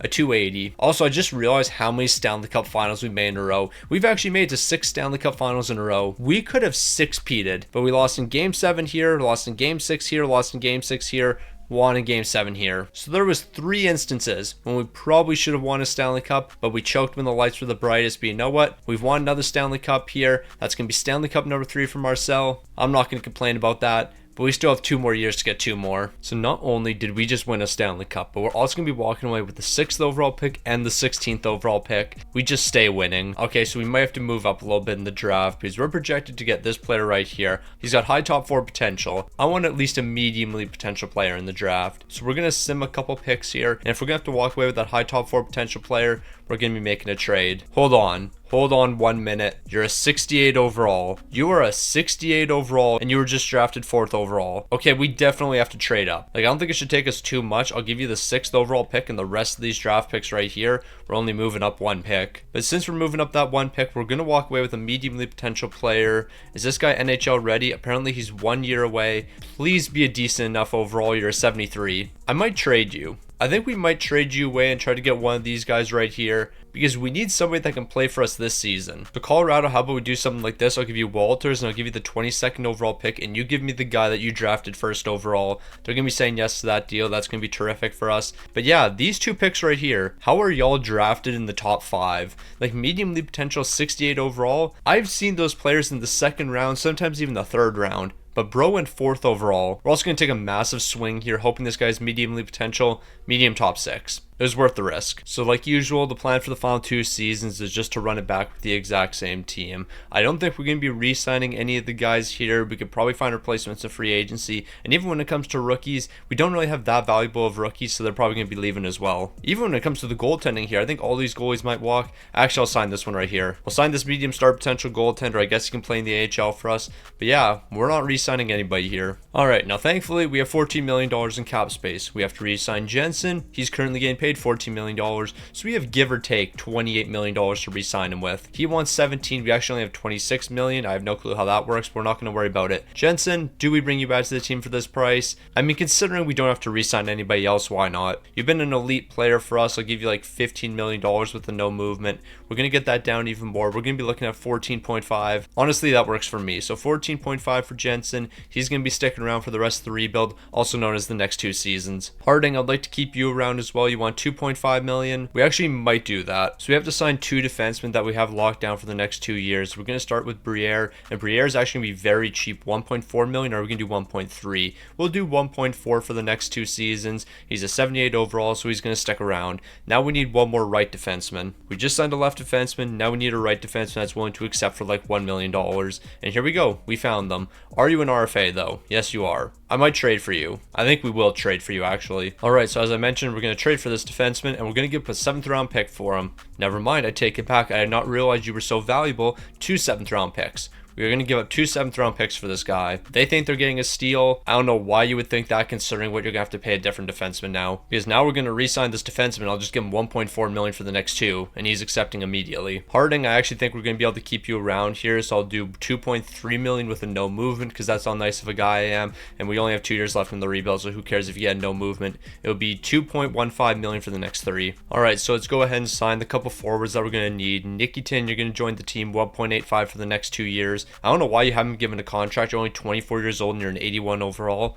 You're being disrespected by the team you were on. All right, now this guy's only a 79 overall, but for 1.2 million, that's an absolute steal. Can we do 1.1? We can do 1.1 for the next 2 years. That's an amazing deal. So he's made it to 6 straight Stanley Cup finals. And with this team right here, I don't see why we couldn't make it to a couple more Stanley Cup finals.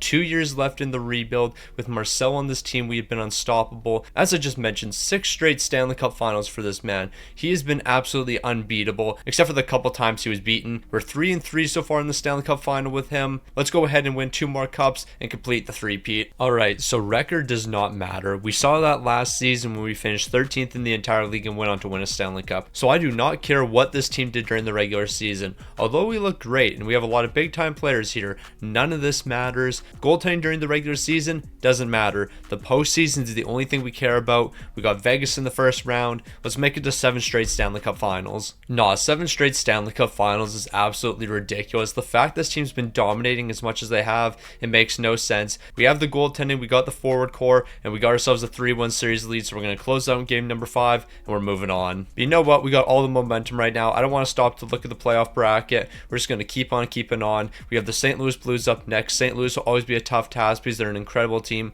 We're splitting the first 2 games. Are we going to be down 3-1? Yes, we are. We're finally down 3-1 in the series, but we can make the comeback. The Wisconsin Wizards don't want their streak to die right here. They want to make it to 7 straight Stanley Cup Finals, but we better wake up in the third period. We're currently trailing 1-0. It's time for the Wizards to take over. We got shut out, and we got shut out by one of our own. Hagman's going to be picking up both goals in this game. He used to be on the Wizards, but now he's taking the Wizards down. So after a historic run, 7 straight Stanley Cup Finals, a chance at repeating this season, we were going for the 3-peat to finish off the video. We're going to be following 1 season left with the Wisconsin Wizards. Let's get one more Stanley Cup. So the Rangers are winning the Stanley Cup. It should have been the Wizards. We all know it should have been the Wizards, but we just didn't show up when it mattered most. The offense completely dried up. It wasn't as good as it has been in the past. Goaltending was spectacular though. We got to get the offense rolling in our final season. I need all these young players to step up. So it's the final season, one last run for the Wisconsin Wizards. The top 6 looking amazing. The third line looking spectacular. The defense as good as it's ever been. And then when it comes to goaltending, you already know who our goaltender is.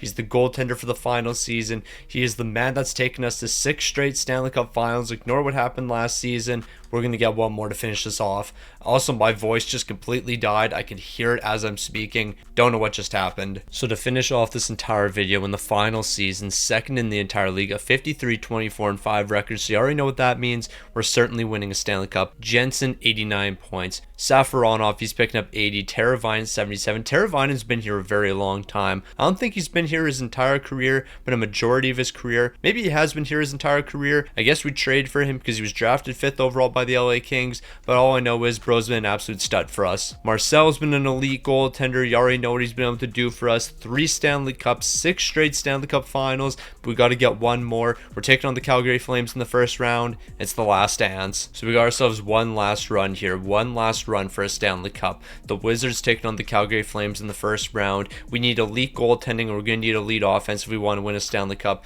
And so far we've been getting both. Can we sweep the Calgary Flames? We're moving on. This is a great start to the Stanley Cup Final. The boys are playing some elite hockey right now. Offensively, we're great. Defensively, we're great. We're great on both sides of the puck, and that's what it's going to take for us to win one more. We're moving on to the second round. We have the Utah Hockey Club up next. I expect Utah to put up a bigger fight here, but you know what? If our defense continues to look this elite, there's nobody going to be able to beat us. We have a 3-1 series lead, closing it out in game number 5. We're off to the conference finals. Marcel's been absolutely elite so far. Bro just stops every shot heading his way. We have the Anaheim Ducks up next. Let's take down Anaheim and move on to the Stanley Cup Final. The Ducks are the only team that stand in front of us from making the Stanley Cup Final. A 3-1 series lead, close out in game number 5 when we're back in the Cup Final. So we have to win one more, and if we win this Stanley Cup right here, Marcel, you go down as the greatest goaltender of all time because you have been absolutely elite so far in the Cup Final. Now Marcel, we need you to get one more Stanley Cup for us. I thought you swept the Washington Capitals right there. Apparently it's not going to be a sweep, but we have game 5 elimination, and we're jumping into this one. Marcel has been an absolute stud the entire postseason, and I need him to be a stud for one more game, and that's exactly what he's doing. Only 3 goals allowed. We're scoring 6, and we're Stanley Cup champions. Like, as much as the offense was good in this series, and I got to give it up to our forwards and our defensemen, like, they produced, no question about it, but goaltending was just different. Look at the plus minuses here. There is no way you have 15 points and you're plus 11. That just shouldn't be possible, but when you put up goaltending numbers like this, 16 wins, 2 losses, 1 OT loss, 2 shuts, a 932 and a 203, those numbers are possible. 25 years are now complete. Now before we end this video off, of course, we have to take a quick look at the record book. Land DuPont's going to lead us in most seasons played and most games played. Gravchevic's going to lead us in goals, no surprise there, 741. Land DuPont most in assists, 662. Gravchevic, he's going to lead us in points, 1,278. Kane Lindstrom, most penalty minutes, 678. Wins is going to be Marcel, no surprise there, 404. And when it comes to shutouts, he's going to be picking up 48 as well. When it comes to the single game record, shout out to Eric Comrie. He made 49 saves in one game. I guess he did that. When it comes to goals, Grachev, he's picking up 6. Assists, Grachev, he's picking up 5. Points, Grachev, he's picking up 6. He led us in goals, assists, and points in a single game. Bro was him. But of course, we have to look at the all-time records. Sidney Crosby, most games played, 1,928. When it comes to goaltenders, it's going to be Fleury, 1,670. Most goals is going to be Austin Matthews, 1,138. But Grachev, he's coming in second with 1,045. Bro is a superstar. When it comes to most points, of course, Wayne Gretzky continues to sit at the top. But right behind Wayne Gretzky, Sidney Crosby, Connor McDavid, Austin Matthews, and Grachev. Bro was a superstar. Assists, of course, that's going going to be Wayne Gretzky. Most wins all time. No surprise, Marty Brodeur is still up there, 691. Shutouts, also going to be Marty Brodeur. 50 goal seasons. Matthews and Ovi are both picking up 11. 100-point seasons, it's going to be Wayne Gretzky at the top of 15. McDavid wasn't too far behind, and that's going to be all of our records. The Wisconsin Wizards, they had a tough start to the video, but in the final 10 seasons, this team went on a run. They won a handful of Stanley Cups. Like in the final 10 seasons, I think we made something like 7 Stanley Cup finals and won 4 Stanley Cups. In the past decade, we are by far the best team in the NHL. Now, if you made it to the end of the video, comment Marcel or comment Grachev. Both of those guys were elite throughout the entirety of this video, and without those guys, we certainly wouldn't have seen the success we did.